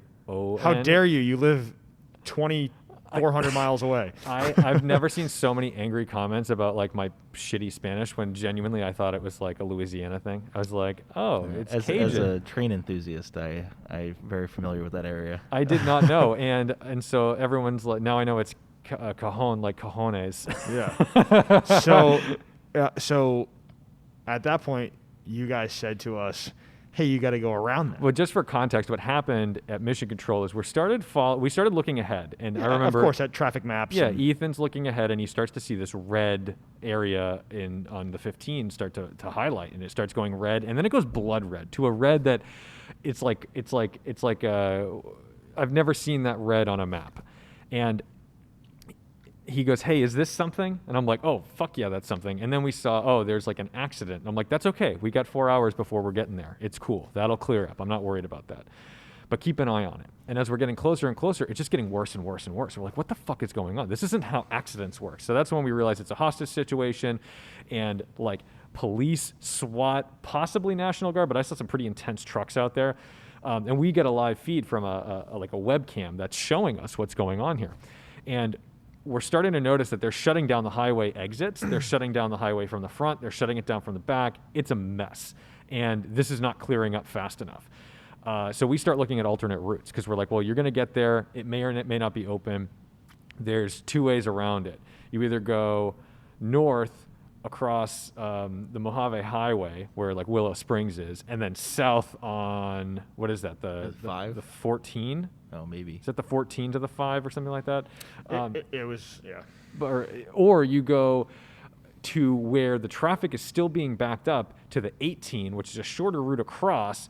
But the reality is that could possibly have more traffic because that's where people are getting off. Yeah, that's where they're diverting. So it was a hard call, and I mean, I really didn't want to make that call, and I think I in a hour time period, I must have asked you 15 times, Tom, are you sure? Tom, are you sure? And then finally, like, Chris, there's no other way. I don't know what else to tell you. I'm really sorry. And I'm like, all right, that's the way we're going. It's a 50 mile. So I guess to put some in context, like the one across the Mojave Desert is 50 extra miles. 50. So if you think about that, instead of this thing being 2810, it's 2860. And it's also a route we've never driven. Yeah. We had our scout. We had Jeff, our valiant finisher. He went up and scouted it, and I remember asking him, because I told him, I said, I don't give a fuck if you spot. I'm like, I need you to go tell me what this highway looks like. Yeah. I said, and he goes up there and he says, it's a runway. I said, well, how fast can you go? And he said, VMAX. Yeah. Which when he drove through it, it could have been, and then other people started to say, hey, we got to get around this, and also took that route. So when we were doing this in the car, so we were using Waze for our directions. Waze was still telling us to sit in the traffic on I-15, and then almost as we were getting into Barstow, it switched over and it sent us on that Mojave Highway. Yeah. So if other people were on Waze similar to us, I would imagine they would send them that way. Yeah. I do think if we were a little earlier to that spot, we probably if the agricultural stop didn't happen, we would have been fine going on that route, that extended route. Right. And if we had got there earlier, we probably would have been even better off because Right. I don't think other people would have seen what Waze, changed people to do. And something that people need to know is up through Vegas, we were on pace for a 24-hour, a sub 24-hour run. Yeah. We were in like the 2350s. It was like 2350 was the pace. Which is no fucking joke, because it's one thing when you say, oh, we were really fast up to Denver. It's like, yeah, everyone's fast up to Denver. No, this was nuts. Yeah, we came out of Vegas to the agricultural stop at 2350. Yeah, that was our. So I guess for those where we're getting these numbers is we have the computer in the car that does the plane stuff. Also has like a built-in GPS because it has the GPS antenna on it. And so I made a little custom display that it gave us basically the time, the distance we'd covered, our rate. At that current rate, what's our projected time? What speed do we need to go to break the record currently? And a couple other, and it did our fuel into the tank and stuff like that. So we had in the car this thing that's constantly recalculating every second of what we need to do, what our pace is.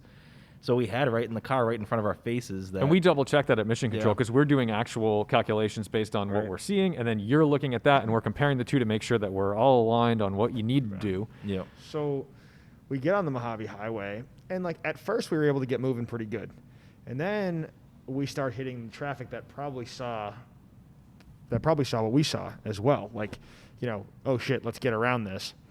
So we're moving through the desert. I'm like, okay, like if we can like do 100 miles an hour average, like we could still beat this by like 5 minutes. Yeah, the beautiful thing about being ahead of time is that your average starts to look really palatable, because if you've done your job in the middle of the country, you can sit at 80 miles an hour and coast your way down to the Portofino. Right.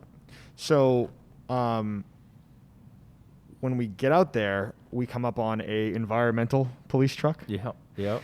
And I'm like, yeah, I wouldn't go blowing by him. And I was like, what do you mean? What do you mean? I'm like, I don't think that's a good idea. Yeah. So we like hung back. We were in discussions in the car whether like we can pass this guy, Yeah, like do whether you this pass guy it? can pull us over or not. Yeah. We had no idea. So thankfully, a Volkswagen Golf R owner figured that one out for us. He went blowing past us and past the environmental police truck. And then as he did that, he puffed a big thing of smoke out of the back of his car too, which I'm sure the environmental police guy delicious. absolutely loved. Yeah. Next thing you know, all the lights come on, and he Yep. pulls them over, and then the road opens up. We're like, and that was like, we probably stayed at like 75 miles an hour for a while. Yeah, there's nobody in front of him, and there was a lot of people backed up behind this guy. Because he wasn't. So this guy in the Golf R was like, screw this, I'm going to go around him. Thanks, pal. Dude, So- God bless. And then after that, like, we were able to make decent time, but like these highways are like secondary highways, Yeah. right? So there weren't like, 3-lane open roads. The highway becomes like a road with a light on it. Right. You know, That They were like Mojave legit stoplights. Well, the Mojave Highway, especially, it looks like if you were to film something at like, oh, we're gonna do a period correct movie in the 1960s about Route 66. That's where you fucking that's go. where you do it. Yeah. And then like you come up with the desert. There's like this airplane graveyard. Like it's just a It's weird place. very bizarre, Yeah. and you needed to hold like 160 to make up for the distance. Yeah, and we're in the middle of the day. Like it's around like Sun is blazing. two in the afternoon. There's people out. Like it was. You can't. It's just not happening. And then we knew, after that, you're in Los Angeles for a long period of time. Yeah, and it was this isn't shut down. This isn't curfew. This isn't this like is- PM this Los is Angeles. real normal traffic LA. Yep. Like, actually, I should say the whole thing was real normal traffic. I mean, from coast Right. to coast. So you roll into the Portofino, and you're off. I mean, we knew for a while because I mean at that point you're 20, 30 minutes off pace. It's just like fuck it. This is brutal. So What was this one like? So, leading up to that, there was lots of not arguments in the car, but like You don't have to sugarcoat it. yeah, It was shitty. It was shitty. It was definitely two people trying to coach one person, and we finally got that shut down towards the end of Yeah. like who's going to do what and who's going to tell who to do what, which I think was more, hey, you've been in the car for really 30 hours at that point because we all drove down from Boston to New York, and like there's this whole like you're done, man. Like you're done with each other. You're done. Well, plus it's like a Le Mans stint where like sure the guy in the middle of the night put in all this work, Yeah. and then there's got to be an emotional crumbling at Yeah. the end when it's like, oh my god, I wish I was driving, or I wish this was happening, and all this other crap. It's like, Yes. you know what, you got to just accept So- what's going on. So I'd Yeah. say in LA, like we definitely like were able to like keep the time reasonable. And then again, California Highway Patrol, like there was just like things that just kept like eating away. So we ended up rolling in at 25:57, which was 19 minutes behind the record that was set during shutdown. So like if you think about that for a second, we almost broke a record that was set when there was no one out, when everyone was out, right? So it's like, okay, since then, people are like, oh, well, you guys have the record because those other ones have an asterisk. And it's like, no, like the thing about Cannonball, There's no rules. there's no rules. Like you have to, the car's tires have to be on the ground at the red ball, and the same car's tires have to be on the ground the whole time, all the way to the Portofino. How you do it in between, it's up to you. Now, you can't like get out of the car and have a driver swap happen from a fresh driver in the middle of the country. It doesn't work that way. But like, will I say that we have the record? No.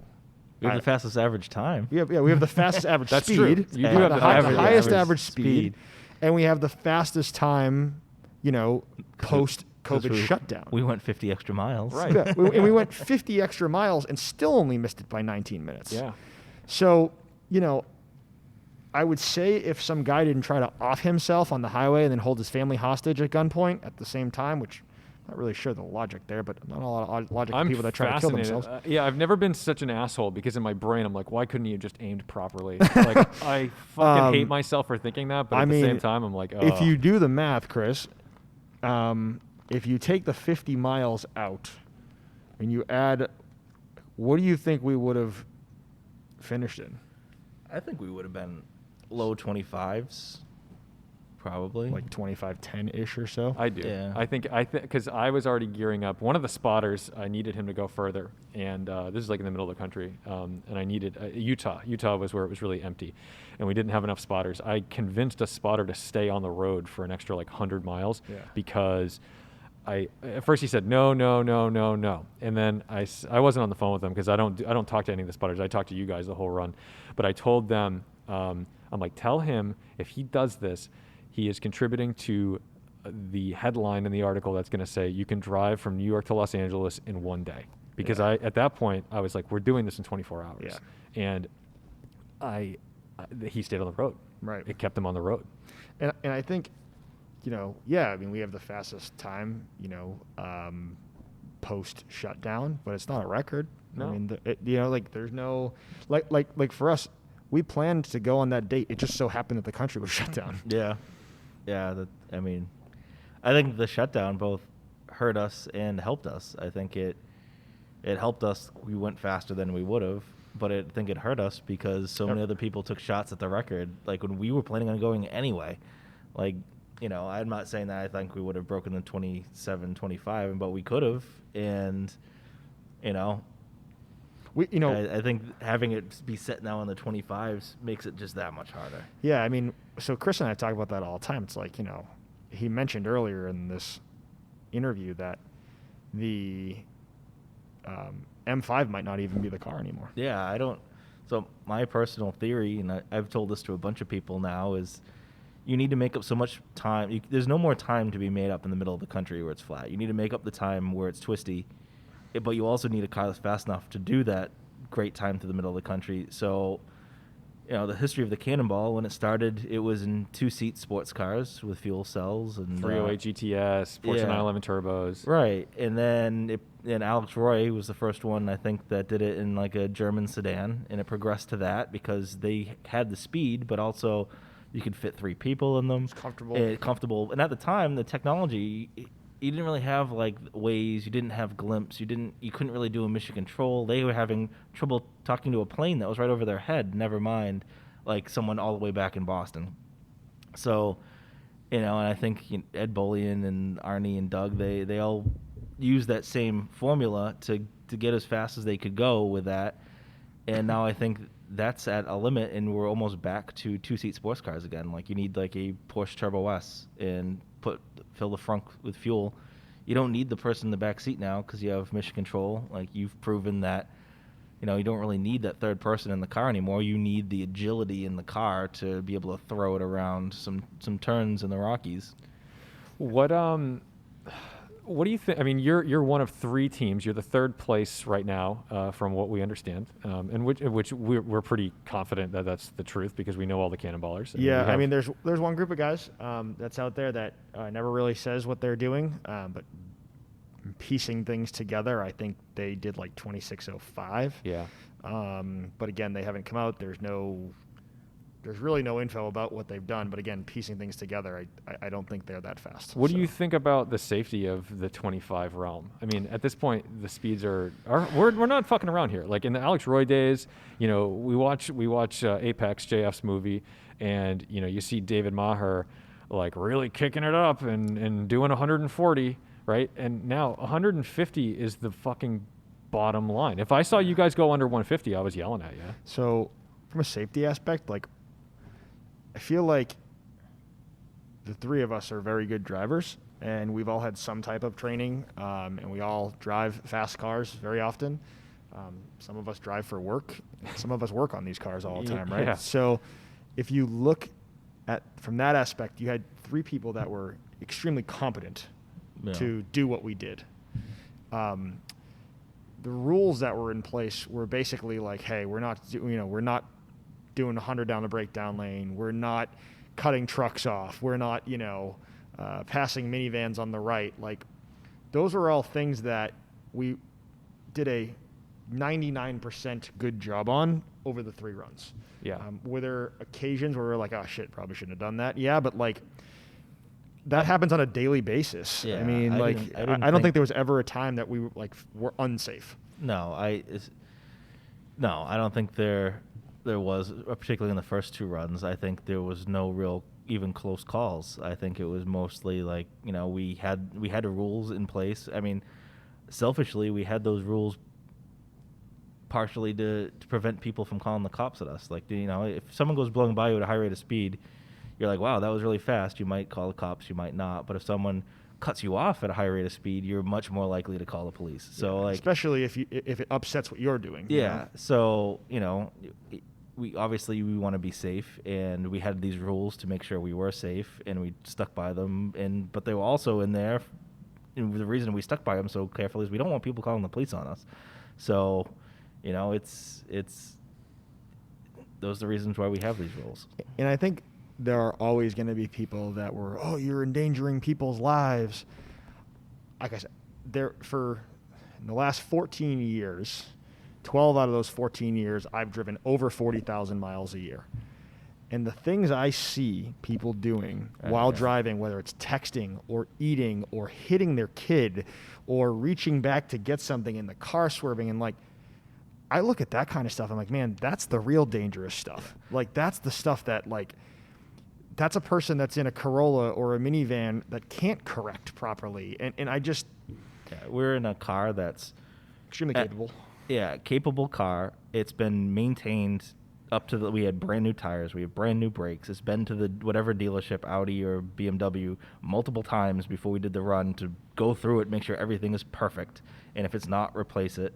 When in the car, the person who's driving is only driving. That's one of the rules, is the person in the driver's seat only drives.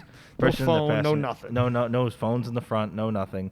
Person in the passenger seat is only looking out for him. So you have two eyes 100% out the front of the car. Four eyes, two sets of eyes, out the front of the car 100% of the time. The person in the back is doing everything that would distract you and have stuff like looking down. You have spotters out in front of you that are running the route, that are telling you about things in the road, potholes, big turns, traffic, construction, police. So like it is obviously there's always a risk with speed, but it's as safe as you can possibly do it. It's safer than distracted driving. It's just safer than people being on their cell phones, I think. Like we take every precaution, and it's always taken very seriously. And there are rules we have in the car that we don't break, and those rules are to keep us safe, keep other people safe, and ultimately make sure we're still going fast. What do you say to people who want to do this? And B, what do you think Cannonball proves anymore? Because it started off being a protest of the 55-mile-an-hour speed limit. I don't think anytime soon, based on what I've seen on YouTube comments of my video about unrestricted American roads, I don't think we're ever getting that.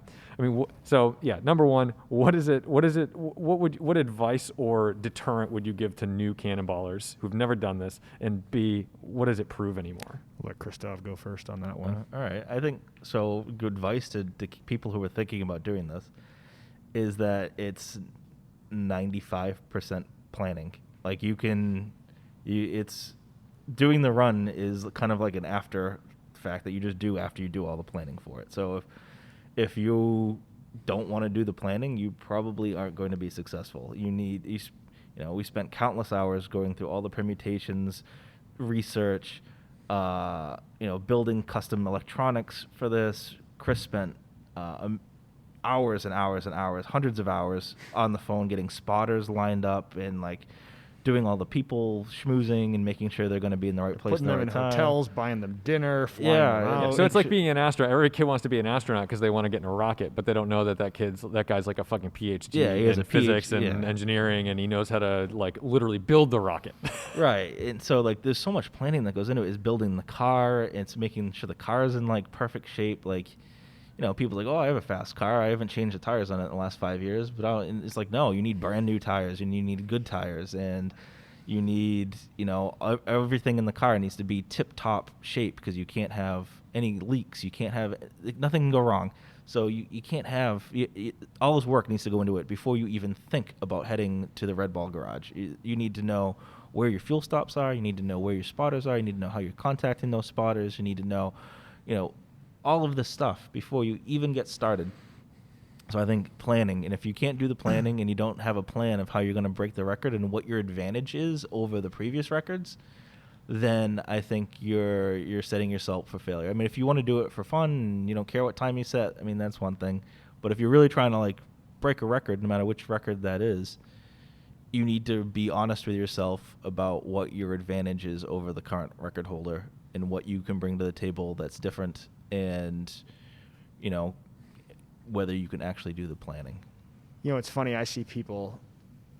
Well, my first thing is for someone that wants to do this, it's don't. It's awful. Yeah. I think I say the same thing now too. I used to talk to people excitedly about this, and now I'm like, every time someone comes up to me because they know I'm involved in this, it's like the biggest turnoff. I'm like, I read your comments, and people are like, oh, if you had a A6 diesel, or if you did remote fueling, you do all these things. It's like, no, like you are all so wrong, like so wrong.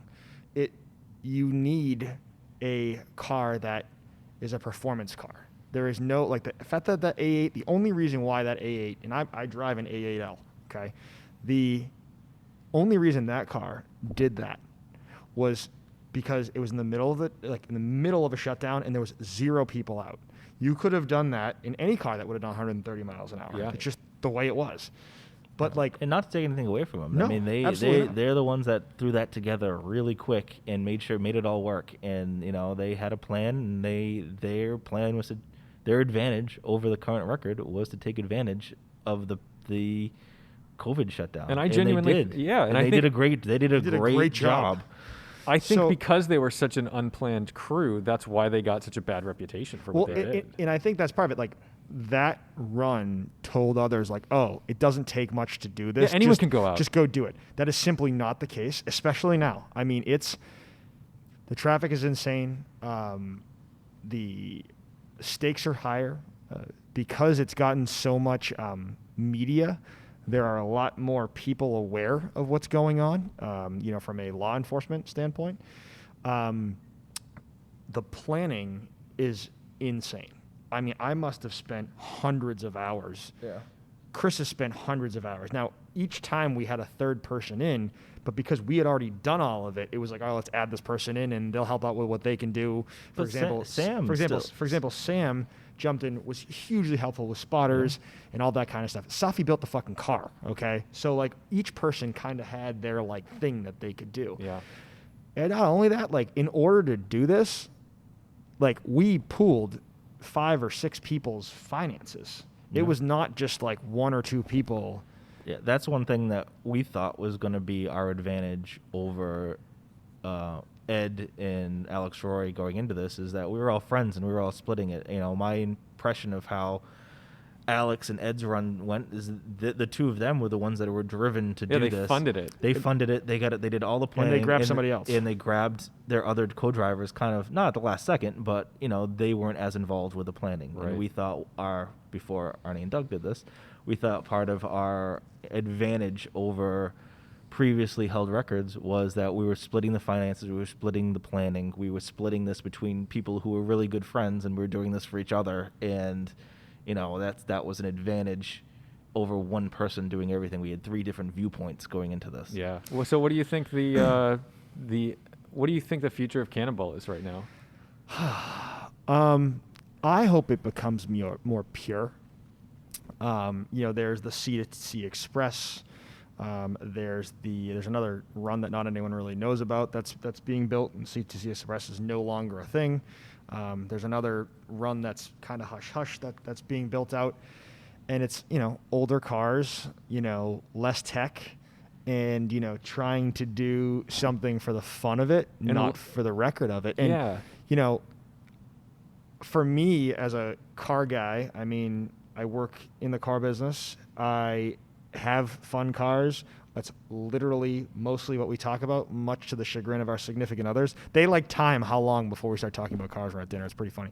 So, like, as a car guy, like, what we did, is there a more ultimate car guy thing than what we did?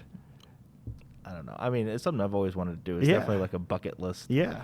item that I wanted to do. It would have been nice to break the record. I don't know where Cannonball goes because the record is so low that it is a serious undertaking now. It's not like you can't just be like, oh, I'm going to take a shot at the record. And Yeah, It's there is an something to do. asymptotic curve. You are Yeah. coming down to the level where, like, can it be done in ideal conditions where you've literally shut down the whole country 22, 23 hours? Yes.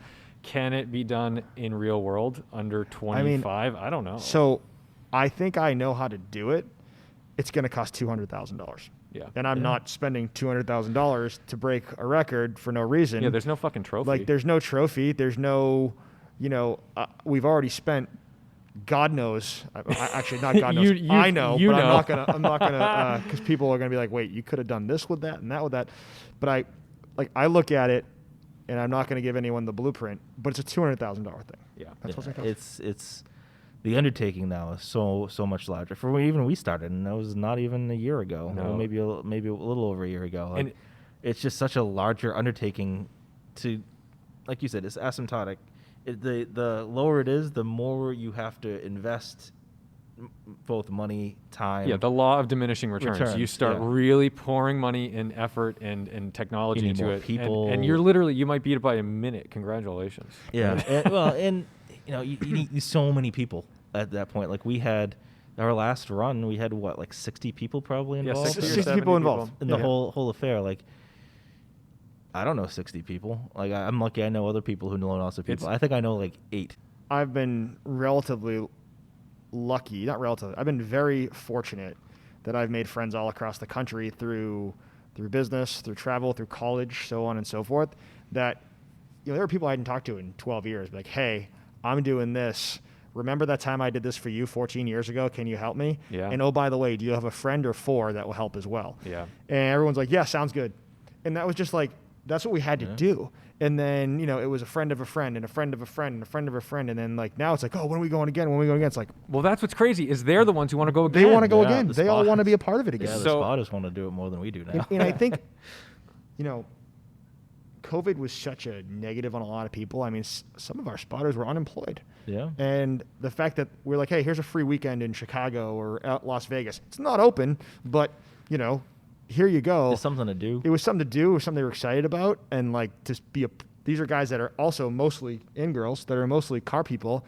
Like they want to say that they were a part of something. Yeah, that's what blows my mind is because there's really no. It's a kind of a selfless thing, and I was really impressed by the Spotter Network more than anything else because like They were awesome. we Yeah, the went spotters from were we great. went yeah, I mean we went from let's talk about doing this to you pulled me in for the documentary to let's do mission control to we grew up from complete amateur cannonballers who just had the dream of like what it is to I mean, we're like a hireable entity. It's like if you wanted your fucking team to win, we can coach you to that. Yeah. You know what I mean? And like we can set that up. We're open to offers as No. well. if anyone out there would like to hire us. Definitely cash under the table. I'm not sure I'd drive, but I'm sure that I'm more than happy to consult. So I guess at that to wrap it up, are you going again? Um, It's been a couple months. I'm not going again. I've said it. A couple people have asked me, and I said if Chris wanted to do it again, and Chris came to me and said I want to do this again, I'd do it again. But if anyone else came to me and said, "Do you want to do it again?" I would say, "No, I'm not." We started this together. We started texting each other about this when we were kids, basically, and and I don't think I would try to convince Chris to do it again because I think he'd try to break my nose. Yeah. So. I mean, I would do it again if I thought it was possible. I don't think it's possible, Reasonably. reasonably possible right now. I don't know. I mean, if there's another shutdown, maybe. But I think the difference is when the first shutdown happened, everyone really took it seriously because there's a big unknown. And I kind of feel like as time's gone on, a lot of people are not taking COVID seriously. There's a lot of debate whether that's right, wrong, whatever. I'm not going to get into that. But it just means there's more people on the road. So even if there is a shutdown, there's not going to be the shutdown like there was It's not in the spring. The real fear is gone. Yeah. For enough Americans that even if there's a shutdown, they're going to give them the finger and they're going to do their thing. Yeah. Did you like how I put that on you? Yeah, I know. That was nice. Thank you. I mean, also, too, like, you're back to pre-COVID planning for one of these things. So traditionally, they happen around Columbus Day weekend. That's where we did the Third run. That's where we did our third run. So I think we have essentially a year to wait until the window opens to do this again. It depends what traffic's like. There's a lot of things can happen in a year. You don't know what it's going to be like. And you're back. Do you start trying to start the run at night again because there's traffic in New York and LA are going to be bad, or do you stick with the leaving earlier? There's a lot of Everything changed. There's a lot of variables that changed based on shutdown, open up. What's the right car? We have the M5 still. Is that still a car that we think we can do it in? Do you have to go? I mean, like I said, I think the next step is like a car like the Porsche Turbo. But, I mean, that's a whole other category of expense on top of the M5, which is already expensive, Yeah. And which was a whole category on top of the S8 Plus, which was, expensive. Like Chris said, it just gets more expensive. You need more people. I don't know. I'm not saying never, but it sure as hell is not in an M5 again, and it sure as hell is would take him saying, "Let's do it," and Yeah. that's it for me. I think it. and that's Someone would have to prove to me that it's possible. And like I said, I think anyone who goes into this, they need to be honest with themselves of what advantage do they have over the record.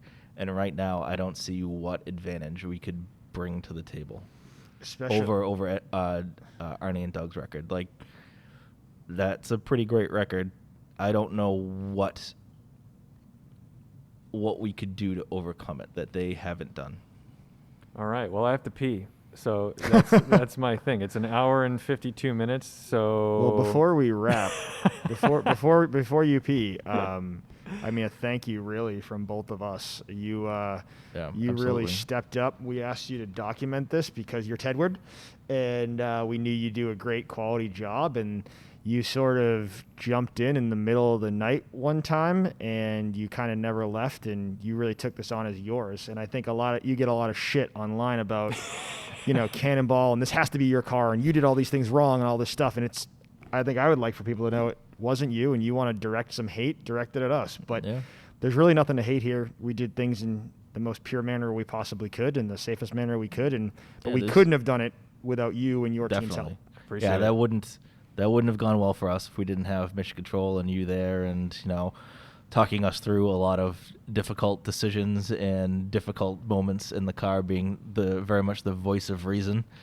And I'm glad you didn't die, because between me and Chris, I think each run we end up with about 40 to 70 calls between each other, because we keep dropping calls through certain parts of the country. And if you died mysteriously within 24 They hours would think of that, you killed me. 100%. I look like a fucking stalker with those phone calls. Just to kind of explain that, like, we would keep Mission Control on the car, on in the car, and my phone would be connected to Bluetooth.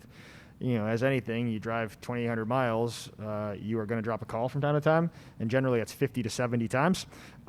So if we did die mysteriously and no one could find us, everyone would think that he killed us. Yep, Verizon is going to be like, you were on the phone with this guy for like 25 hours. 50 times. So thanks again, Tom. We Yeah, we Thank you, really guys. appreciate it. We couldn't have done it without you. Yeah. And thank you to the spotters, just because you Oh my guys God. do like the crazy. I mean, we I thank can't- them I all the can't- time. Like, it doesn't even make sense that they do this for us. I know. I can't say, like, what's the single biggest thing that helped? The spotters. Spotters. I can't, like, you That's- could have nothing in the car. By the way, the laser jammers, one of the most expensive things Worthless. ever, never went off once. Never. worthless. We had them in the car for all 3 runs, and they never went off. Yeah, guess what? When you pass a cop at 180, he doesn't give a shit what the lasers think. Yeah, it's just, so for all the expense and all the gadgets, it was the spotters, our scout team, and Mission Control. Yeah. The spotters, we couldn't have done it without you. I know a lot of our spotters are planning their own runs for a variety of different, like, records, motorcycle record and whatever. And if you need a spotter, I am there. Yeah, we have the craziest network. I think we have probably the largest network of people willing to help out with this, and that's what's incredible. Is we went from a grassroots team to this team is genuinely world class, And they're good people.